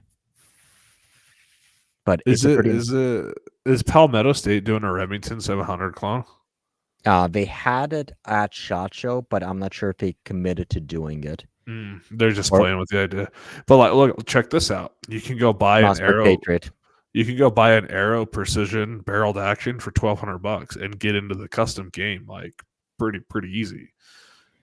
That's a different animal though, but like, I don't know. What do you guys think? Sound off in the comments. Is $550 too expensive for an entry level rifle? Mossberg Patriot. All right, let's actually change to what's. I don't want to just go by what's in stock. Yes, I mean, we had the Thompson Center Compass, which used to be an awesome rifle for the money, and they're gone. Well, the other one would be Thompson Center Venture, right? Venture 2 would be Yeah, so the Venture cheaper. was the one. No, the Venture was the more expensive. So it was the Compass 2, and then the Venture, which was the basis for the the Thompson Center LRR, which we did videos with in the past. And now, I mean, they're like really good, accurate barrels. I believe their barrels were actually made by Bergara. Bagara is a barrel company first. Savage Axis, Mossberg Predator, What Savage. website has all of the guns on it? Sportsman's, maybe? That's sportsmans.com. That's what I'm browsing right now. That's what's on the screen. Utah company for the win. Oh, wait, no, sorry, it's not on the screen. Sorry. There you go. You can browse with me now. And YouTube takes us down. No. Okay, look, so you got the Patriot and 6.5 Creedmoor. Hey, look, you can get a Ruger American standard Gen 1. Mm-hmm. Oh, it's out of stock. Sorry, you can't get that. Wait, stop. You're scrolling too fast. These people can't read. Okay, look, we got Thompson Center Venture 2. Out of stock. Yeah, it doesn't matter. Savage Axis. Well, Thompson Center is not in the business anymore. It doesn't matter if it's out of stock. Look, click the hide out of stock button then. All we care about is we're comparing prices. I don't care if they have them in stock or not. Savage. So the Stevens, which is the Savage, it's Savage Stevens, which is actually a rebadged AT at Torqua. This is a nice gun for the money. I want to get one. So it's not American though. It's not an American-made gun. It's a Turkish gun. Yeah. So we throw it out. Just out it goes. Why? Because it's cheating. An American company using a rebrand Turkish gun. And what's wrong with it? That's unpatriotic. Okay. But if you're broke and you need to go kill a deer, why not? Why get a crappier, like, for example, like I know the people who have both, they would say the Stevens 334 is better than the Mossberg Patriot, and it's better than the Savage Axis. Ooh, those are fighting words. Okay, so but again, you're 400. Let's just call it $400 for an Sure. entry level gun. Okay. Mm-hmm. And none of those have scope bases on them. So you're $40 The Patriot should. into No, the Patriot should. yeah, that's gross. Ugh. The action is actually fairly decent. No, It's no, just the Moss. There's barrels nothing are wrong with bezel thin. the Mossberg. Sorry, I'm just a rifle snob. Split bases, oh, whatever. Okay, so we're $400, right? So scroll down. Let's see what the next section is, right? So you got Savages. Now we're into the Savage. The Axis, The Axis. different predators. So now we're into the 450 range, right? We're into the 450 range. Same rifles. We've got Stevens. We've got same rifles. Now they're just different options of the Savages. Remington Here we go. 780, We got a Remington 783. which is crap. Axis Axis 2. an Axis 2. So we're at $500 now. That comes with a scope or whatever. There we Ruger American Predator Gen 1 for $519. But here's the thing. So you said your local dealer selling the Gen 2s for $550? Yeah. So for $40 more, just get that. And I didn't look at the Gen 1s that were sitting there. But look, now you got a Savage 110. Like they're all in the same price range. Yeah. Once again, the pencil thin barrels and all of that stuff. So here's something else to consider. That Savage 110 is a 90-degree throw versus the Ruger 70-degree throw. Mm-hmm. Right? And I'll tell you what, the number one upgrade you can do to that Savage 110 is an Anarchy Outdoors bolt handle, because we figured out how to make them even better than the factory one. Like, we didn't really bend it or anything, but our fit is so much better. It's just so much smoother. We were not expecting that when we made it, but we were able to improve the feel of the action just because we hold a way tighter tolerance inside of the handle. And we finally figured out how to mill it, because we were wire EDMing the insides of them. Yeah. But now we figured out how to mill them so we don't have to wire EDM them. But again, our handle improves that gun significantly. So, and actually that's going to be the next project. So I have the Savage 110 Switchback, which is the exclusive to Sportsman's Warehouse in 6 arc, and that gun shoots really, really well. And I think that was only $450 or $549 in 6 arc, and that gun shoots lights out. Okay. Hey, you got the Winchester up there. We don't talk about that one very often, but we make scope bases and shrouds for the Winchester. I thought we made a handle for it, but it doesn't look like we do. So if you got a Winchester XPR, we make scope bases and shrouds for them as well. What else we got on here? We got Mossberg, Savages. So in this, okay, so we have the Browning AB3, which is the cheap Browning. I don't think I've ever played with an AB3. I have not either. Well, so here's the thing. At this price point, you can get a CZ600 now as well, which is actually, it feels nice. All right, but I digress. No one's ever going to buy a CZ600. Give it up. Give it up. What? No one's going to buy one. Just give it up. A what? A CZ600. Oh no, it's the biggest marketing blunder. I thought I was going to get kicked out of the SHOT Show booth. But they're like, nope, you're absolutely right. I'm like, oh my God, you guys actually won my respect. Okay, hey, you should have gone up to the $700 guns. It's okay. That's what the MSRP is. MSRP is $700. But then we get into Bagara Town. I'll tell you what, Bagara Town's a good place to be. Ooh, okay, so there you go. I hope someone letting it go for under 400, but the new entry level price seems to be about 500. That's kind of true, but that's why I really want to look at that Stevens 334. Go hit your local pawn shops and stuff. You can find one. Just scout for them. Scout Okay. around. There's a bunch of gun forums like Utah Gun Exchange. I think there's a Colorado Gun Exchange. Yeah. Go find some of these peer-to-peer gun exchanges. Okay. Question: does the Anarchy Outdoors bolt handle for the Americans still sit in that sweet spot with a more vertical grip like an MDT XRS or the Woox Exactus? Of course it does. That's what we designed it for. So yes, very much. I should just go cock the gun up there and you could see it, but too bad it's sitting We'll there. do a YouTube short on that. So afterwards, just do a YouTube short and post it on the Anarchy Outdoors page, or we'll link it. Yeah. So I actually finally made a YouTube video the other day. I made 2 of them actually, and a short.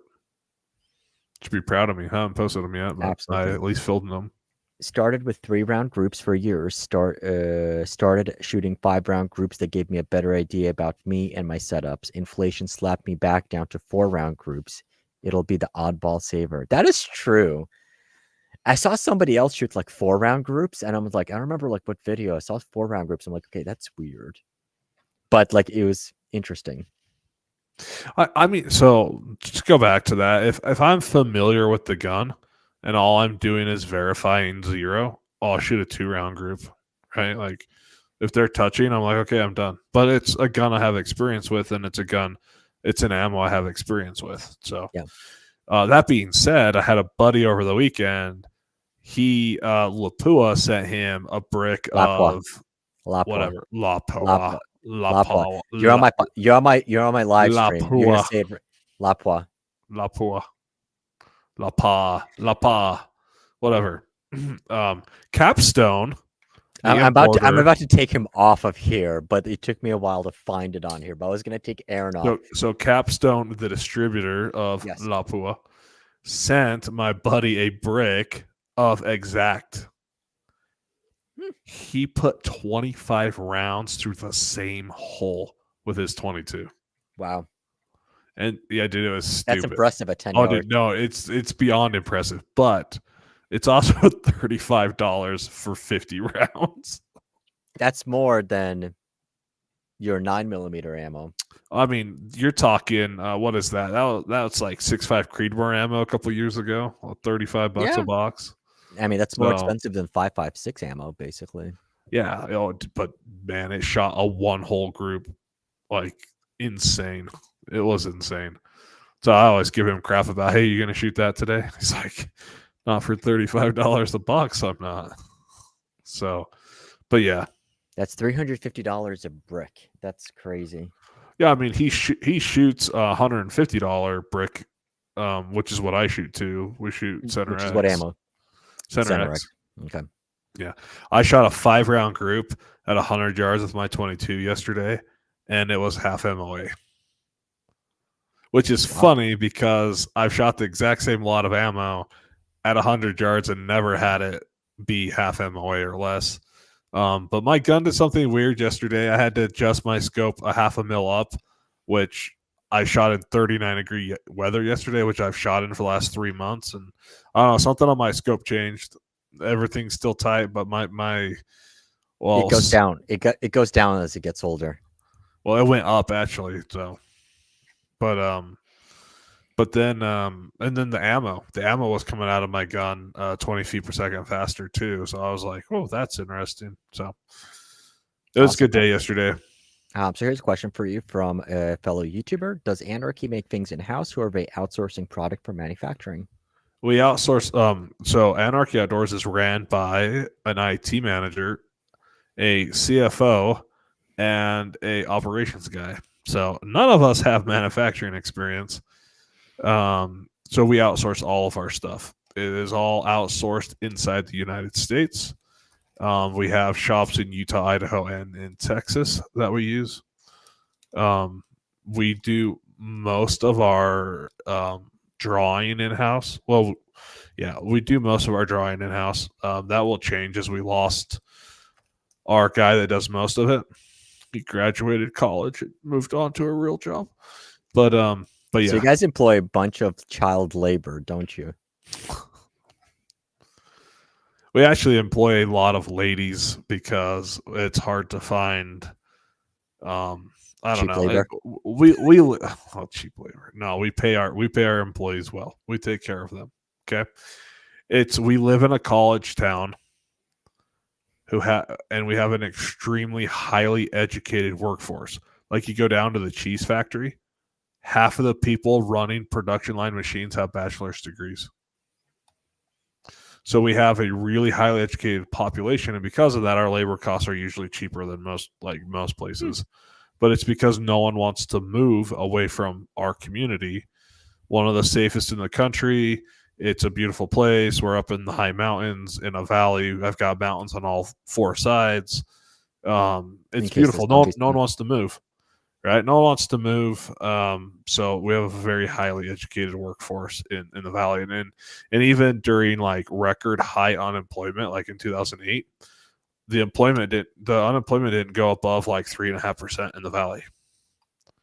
So it's just extremely competitive and it's extremely well educated. So it's hard to find people, and then you have a lot of um, the university students that come and go in the summertime, and it's just what it is. So luckily, Mhm. we have found four ladies that have been with us for a while now, and they're awesome. So Fantastic.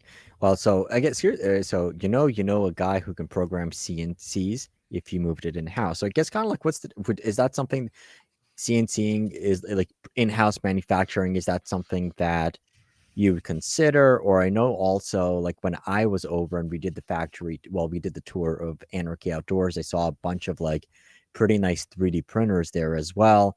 What's your process like, if you don't mind sharing? yeah, so we design and we'll 3D print things. If you zoom out, there's a Bamboo Labs 3D printer sitting on my desk back here. I've got prototypes sitting in my hands. There's a prototype sitting in that gun back there. We draw and we test. We had that prototype out on the range yesterday um, at the rifle match, and we were getting feedbacks from some of the top shooters in the country. I am privileged to live in Utah and to shoot with some of the highest ranked shooters in the world. Um, it's a privilege, and they give us really good and candid feedback, and we've got some changes and some designs and different things that we got coming. But typically, we'll think of an idea. One will either think of an idea, one of our customers will share an idea with us, or we'll spot a market, like a need in the market. Like the product that's in the magwell of that gun right there. One of the competitors 2 months ago came up with a problem and said, "Hey, I need you to solve this problem," and the solution is sitting right there. What is the problem?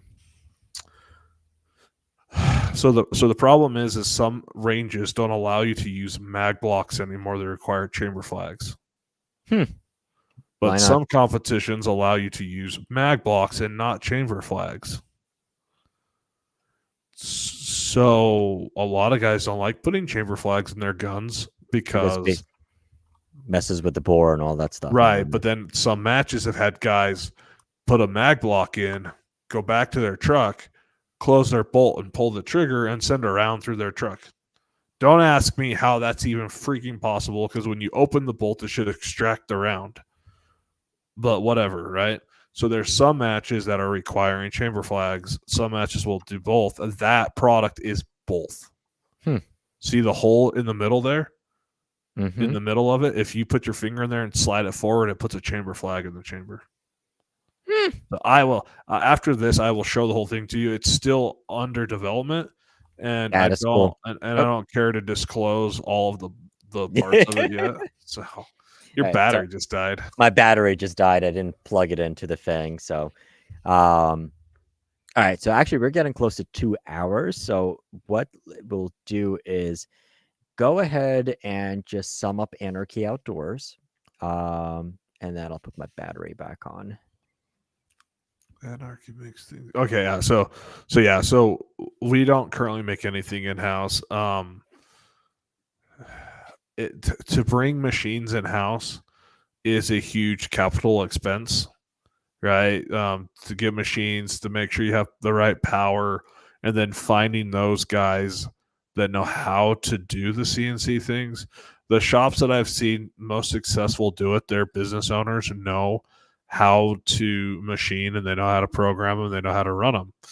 The great thing I have is I live in an area of highly skilled, highly educated people. We have some of the best machine shops in the country around, maybe not in the country, but we have some really highly skilled machine shops that make things for really big firearms companies. There are many shops in our area that specialize because of the university and because we're close to Northrop Grumman and Thermo Fisher and some of these other really big military contractors. We have some really highly skilled aerospace machine shops that specialize in titanium and different things in our area.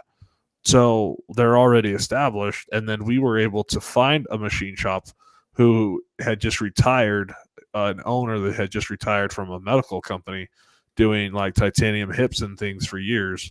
He decided to start his own shop, and we were able to move a bunch of our business to him. And basically, his shop only runs our stuff, right? We are his only customer.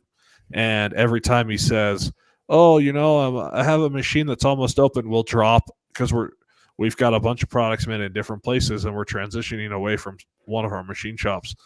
We'll just dump more products on him instantly. So we keep one shop 100% of his capability, and he's beginning to expand his capability. And every time he does, we just move more and more stuff onto him. And we're also looking for other shops and things as we do it. And then we had a anodizer open local to us with all new equipment that just does great work. So we've been able to keep a lot of it where we can go visit the machinist, or he'll come to our office with prototypes, and then we're able to drive to the anodized shop that day and get samples. Like, it's become pretty close to having it like all in house. So Interesting. So it's actually share a funny story. I know we were talking about like shooting tripods and different ball heads. So I had a box. I know I received one of these like shooting heads. Um, but I'm looking all over for it. I'm like, I can't find it. I went for all my bags and all that stuff. It's because this camera battery died, and I turned around and I saw I actually have a camera overhead here that I seldom use. I'll use for tabletops. This ball head is on this tripod that's right over my head. And I was looking for it for a couple of weeks now. That's funny. Yep. Fun stuff. Yeah. Really interesting. Two most successful machine shops I know. Yeah. Gray Ops, man, that dude. I like Gray Ops. I think he price gouges the crap out of people. Especially since he's designing and manufacturing it all in house. It's like, man, your prices are crazy. And I like Gray Ops enough that he makes a lot of products that we've thought about making, and we just haven't. But Area 419 is probably the most successful I've ever seen. John Addis, that dude is crazy. And he's pretty much self-taught. And someone asked me the other day, how does Area 419 determine what product they should make next? And to be frank, it's whatever product will stretch John Addis's ability to use a CNC or to buy a new one to stretch his capabilities. Like, that dude just nerds out on what a machine can do, how you can optimize it, like every movement efficiency. And you can trace that in the products that they have developed and designed. I mean, you look at the Zero Press and like some of their products, they tie directly back to John being bored and trying to figure out how to use a machine while capturing holes in the market. So Area 419, kudos to them. They are amazing. They're blowing, the roof off of their business, and they're having good times. So, okay. Yes, anodizing is extremely dangerous. That's why there's only a very few amount of good ones. Okay. Let's see. You got any questions from any of the others before we wrap it up? Just make sure No, we I think basic. cover your Um, crowd. go for most of the stuff. Last chance to throw any random questions in the chat because Great it's Dad the Gear, thank you for final joining. countdown. I feel like we've had quite the audience tonight and more It was. interaction than usual. It's been good. But and actually there's a bunch of people who are watching from Rumble as well. There's a bunch of people in Rumble and Odyssey, but there's no questions on there. John is running 9 and 11 axis machines, which is way beyond my skills. Yeah. Like John is a mechanical engineer, who fell in love with the machining process, and kudos to him, dude. He does some crazy things. Area 419 believes in automation. They don't have a ton of employees. They use the capability of their machines, and they're putting some robots and some pallets and palletizers in place, but they're doing great stuff. And one of these days, I'm going to make it out to their shop and go visit them. Aren't they like local to you or no? No, they're in Ohio. Okay. Why did I think they're in Utah as well? Craig's come out and stayed in my house with me. He came out in 2019 and stayed the night at my house, and we went to a rifle match together. And then I've stayed in the house with all of them when we went to NRA in Indianapolis, and then I see Craig every year at SHOT Show. So it's we got a good relationship. So Steven had a question: does the 4-inch differ in the Gen 1? Does it still have? I believe it's stiffer. I don't think so. Again, I haven't shot it in the wild. So, well, okay. There was that original Gen 1 stock, like the OG, like the original one. Okay. Was just garbage, but they changed the stock on the Gen 1s like halfway through them. They stiffened it up a little bit. But when I go to the shop, see, I don't go to the shop every day. So when I go to the shop in the middle of the week, I'll pull it out and I'll play with it a little bit. So. Okay, so I think that basically mostly covered it. I think we mostly covered. There's a ton. There's like hundreds of comments. Yeah, a lot of them they're just talking. They're talking to each other. So we got to answer the original question. How to say the cheek piece. Okay, yep. And what it is. So it's caparison. It's CAPARISON. Mm-hmm. And a caparison is, you think knight in shining armor, right? A caparison is the blanket that goes over the horse that hangs down by its legs, and it's got the coat of arms and their colors and everything on it. Mm-hmm. So there's another company, Hoptics. I think it's Hoptics USA. Shout out to them. They make awesome cheek pads as well. They also make the 2-round or spare round holders and different things. There's one on the rifle, up on the handguard. Great company. They called theirs the saddle blanket or something. I think they call it the saddle blanket, which I love that name, but you just can't go copy someone's name. So I was trying to think. I was trying to think in the same line of thought, like a blanket, like a saddle blanket, horse blanket, something. So caparison is as close as I could get to that. Right? It's the same thing. You're covering the horse and different things. So So for some reason, I thought caparison was some type of the material that you're using. No, I will not disclose what we use. There are other companies that have tried to replicate, or well, before there was a company who told me what they use, and we used it for a little bit, but we found something much better to use. We still manufacture in the same process, but it's much better. It sticks way better. Okay. Very cool. So basically, these are available for. I know I've only used the ones for the Ruger Precision Rifle. Well, and I was looking at this. We've added a whole bunch since the last time I actually looked at this product selection. AR-15, I don't but know if there's it's gonna. I don't think it's gonna show you a picture, but it no. should. I'll have to ask him why. We got to make Well, sure like we get the well, updated. what type of AR-15? What type of stock? Because they're all over the place. I don't know. I'll have to ask Cody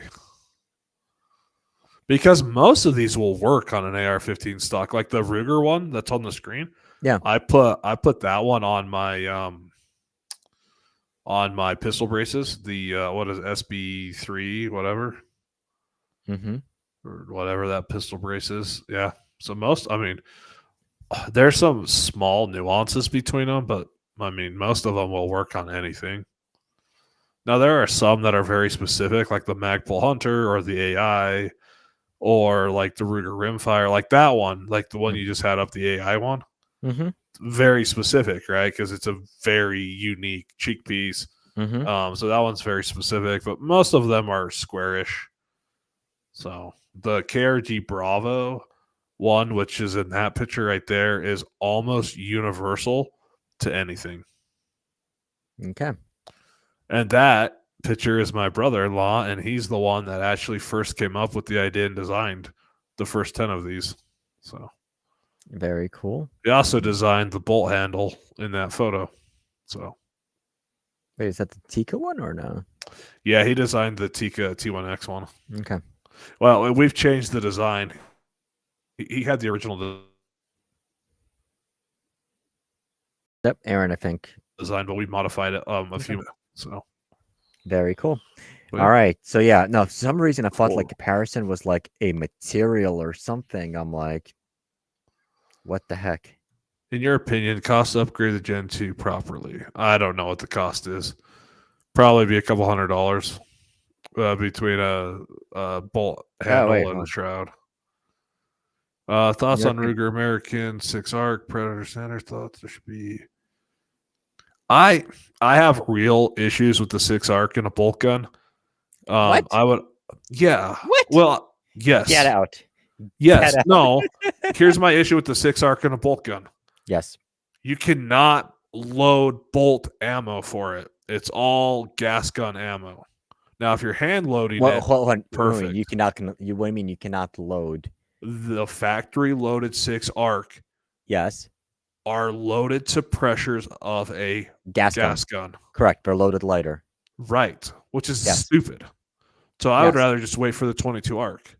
22 Arc is loaded properly for a bolt gun and a gas gun. You can run the same load in both guns. I'm fairly why would that be? I'm fairly positive your 22 arc in a gas gun. I'm sorry, in a bolt gun, you can probably load it a little bit You can if higher. you hand load. Not everyone Yeah, hand loads. I don't hand load.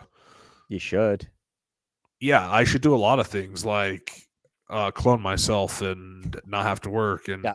I gave up hand loading so I could shoot. I can either hand load or I can shoot. I don't have time to do both. So Okay. I gave it up years ago. So I do. This whole room used to be reloading stuff and it's all gone. All right. So I'll give some insights to this from what I can say. So thoughts on Ruger American Gen 2 6 Arc Predator Standard. Any thoughts? There seemed to be a reluctant to put a Gen 1 Ruger American 6 Arc. So Ruger did have some. The problem is, so put it this way. When the Gen 1 was around, Ruger, let's put it this way. Ask yourself this. Was there a 224 Valkyrie Ruger anything? Was there a 30 Super Carry Ruger anything? Was there a 6.8 Western Ruger anything? So Ruger is very cautious with what calibers they do. So that was one of the hangups with 6 Arc, and especially because let's was it like the vast majority of the guns that they sell, like 6.5 Creedmoor chambered guns, are more than all the other calibers combined. It's only, I think it's a matter of timing as well. So first with 6 Arc, there really weren't that many good AR fed magazines for 6.5 Grendel. They are getting much better now. So with 6 arc, you kind of had the same thing, and then if you do, like, you really wouldn't put a, let's put it this way, like, you wouldn't put an AI, like, for example, my guns, like the 6.5 Grendel, I run AI CS pattern mags on there, with just basically with spacers and stuff. But most people wouldn't do that. So what I think what has changed with the Gen 2 is Gen 2 is a brand new gun. The other thing that has changed is that 6 Arc is now adopted by the Special Forces units. Geisley has like a big contract with them. So there is just more and more people looking for 6 Arc. I mean, I did a video on 6 Arc that has over 100,000 views just talking about the caliber itself. So they are jumping in on it. And then just 22 Arc, it's like, okay, well, we might as well do it too.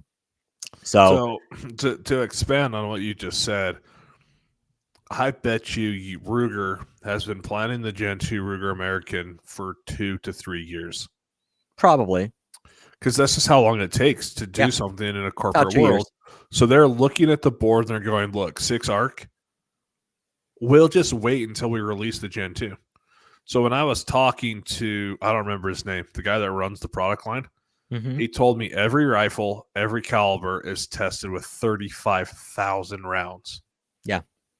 That's like, think about that. I mean, most guns can only handle, 2 or 3,000 rounds, maybe 4 before you got to replace barrels. And like, they are spending some serious money to make sure you have a gun and a caliber that works.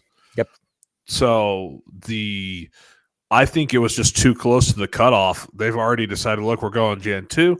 We're tooling for it. We'll just make the 6 Arc in the Gen 2. And then 22 Arc got dropped, and they're like, well, we might as well do that as well or whatever, right? But also, like, here's the thing.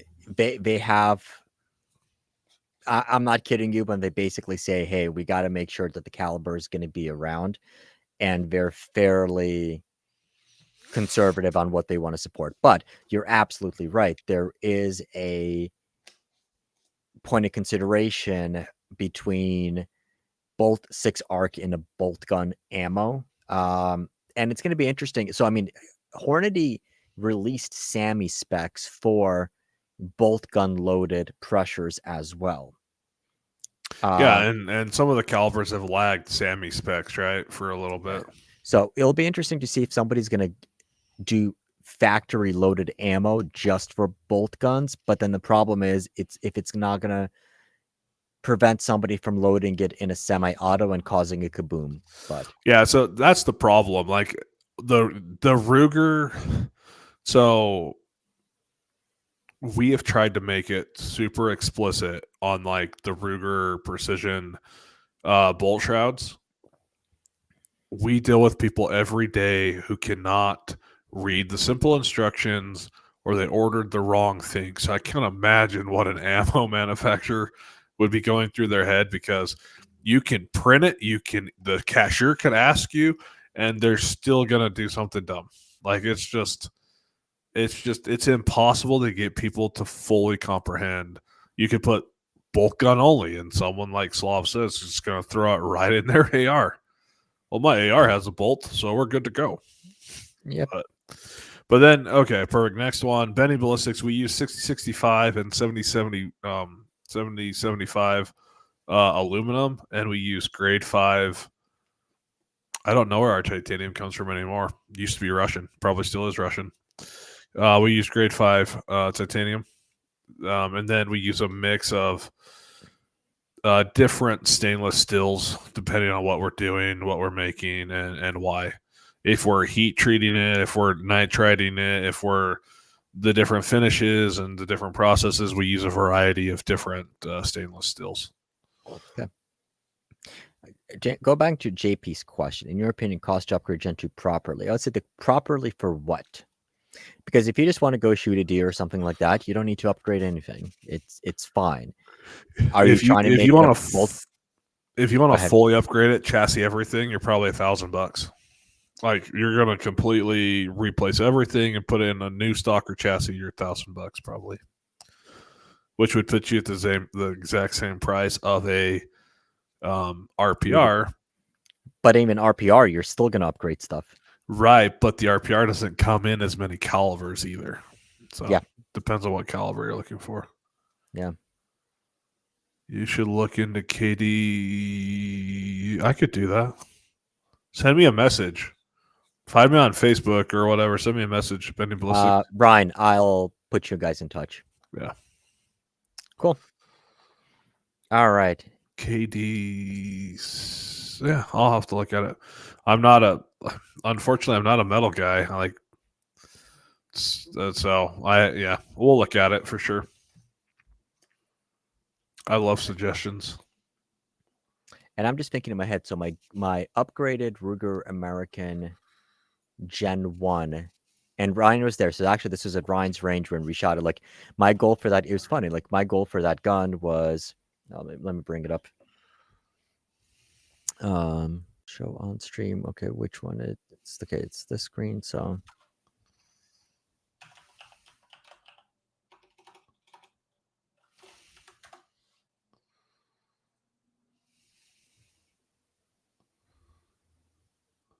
Holy cow! Seriously, 20% weight reduction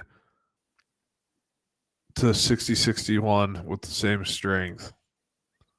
Wow. okay.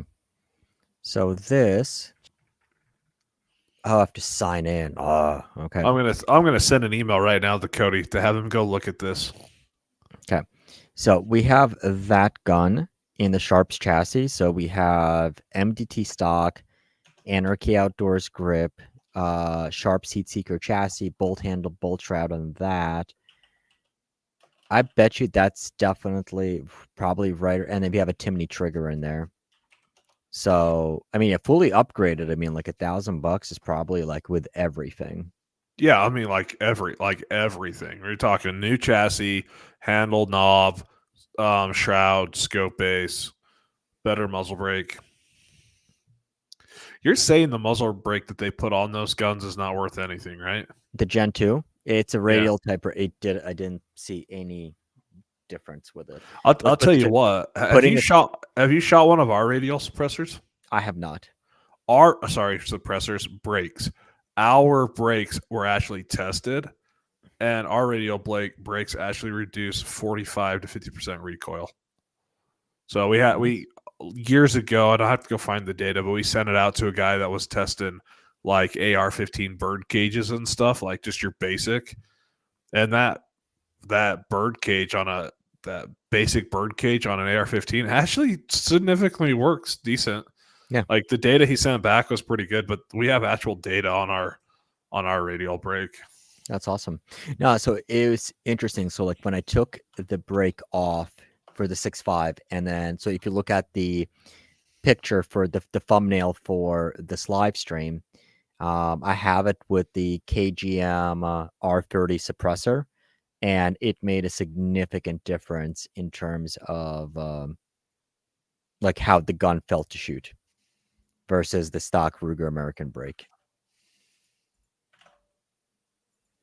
Okay. So it'll be interesting. All right. We're way past the 2-hour mark. All your awesome questions and everything. So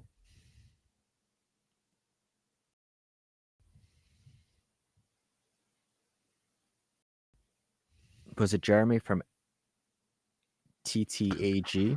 I don't remember. We had it was like 6 years ago when I had it tested. I don't know if he even put anything on YouTube, but I have the raw data somewhere. That'll be good. You should put it on your website or your channel. If I can find it. It's been a long time. So cool. All right. So on that fun note, I am gonna go load some ammo for the range for tomorrow. Hopefully shoot during the eclipse. Aaron, thank you for joining. So what we have, and we're going to have for the next week, we're going to have a special coupon code for Ruger American upgrades. So use that link and use that promo code, and you'll be able to save.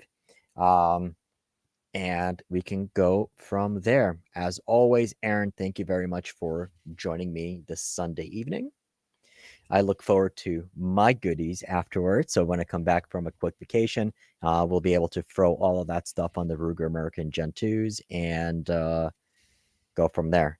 As always, thank you guys for watching. Keep on squatting, and I will see you in the next video linked up here.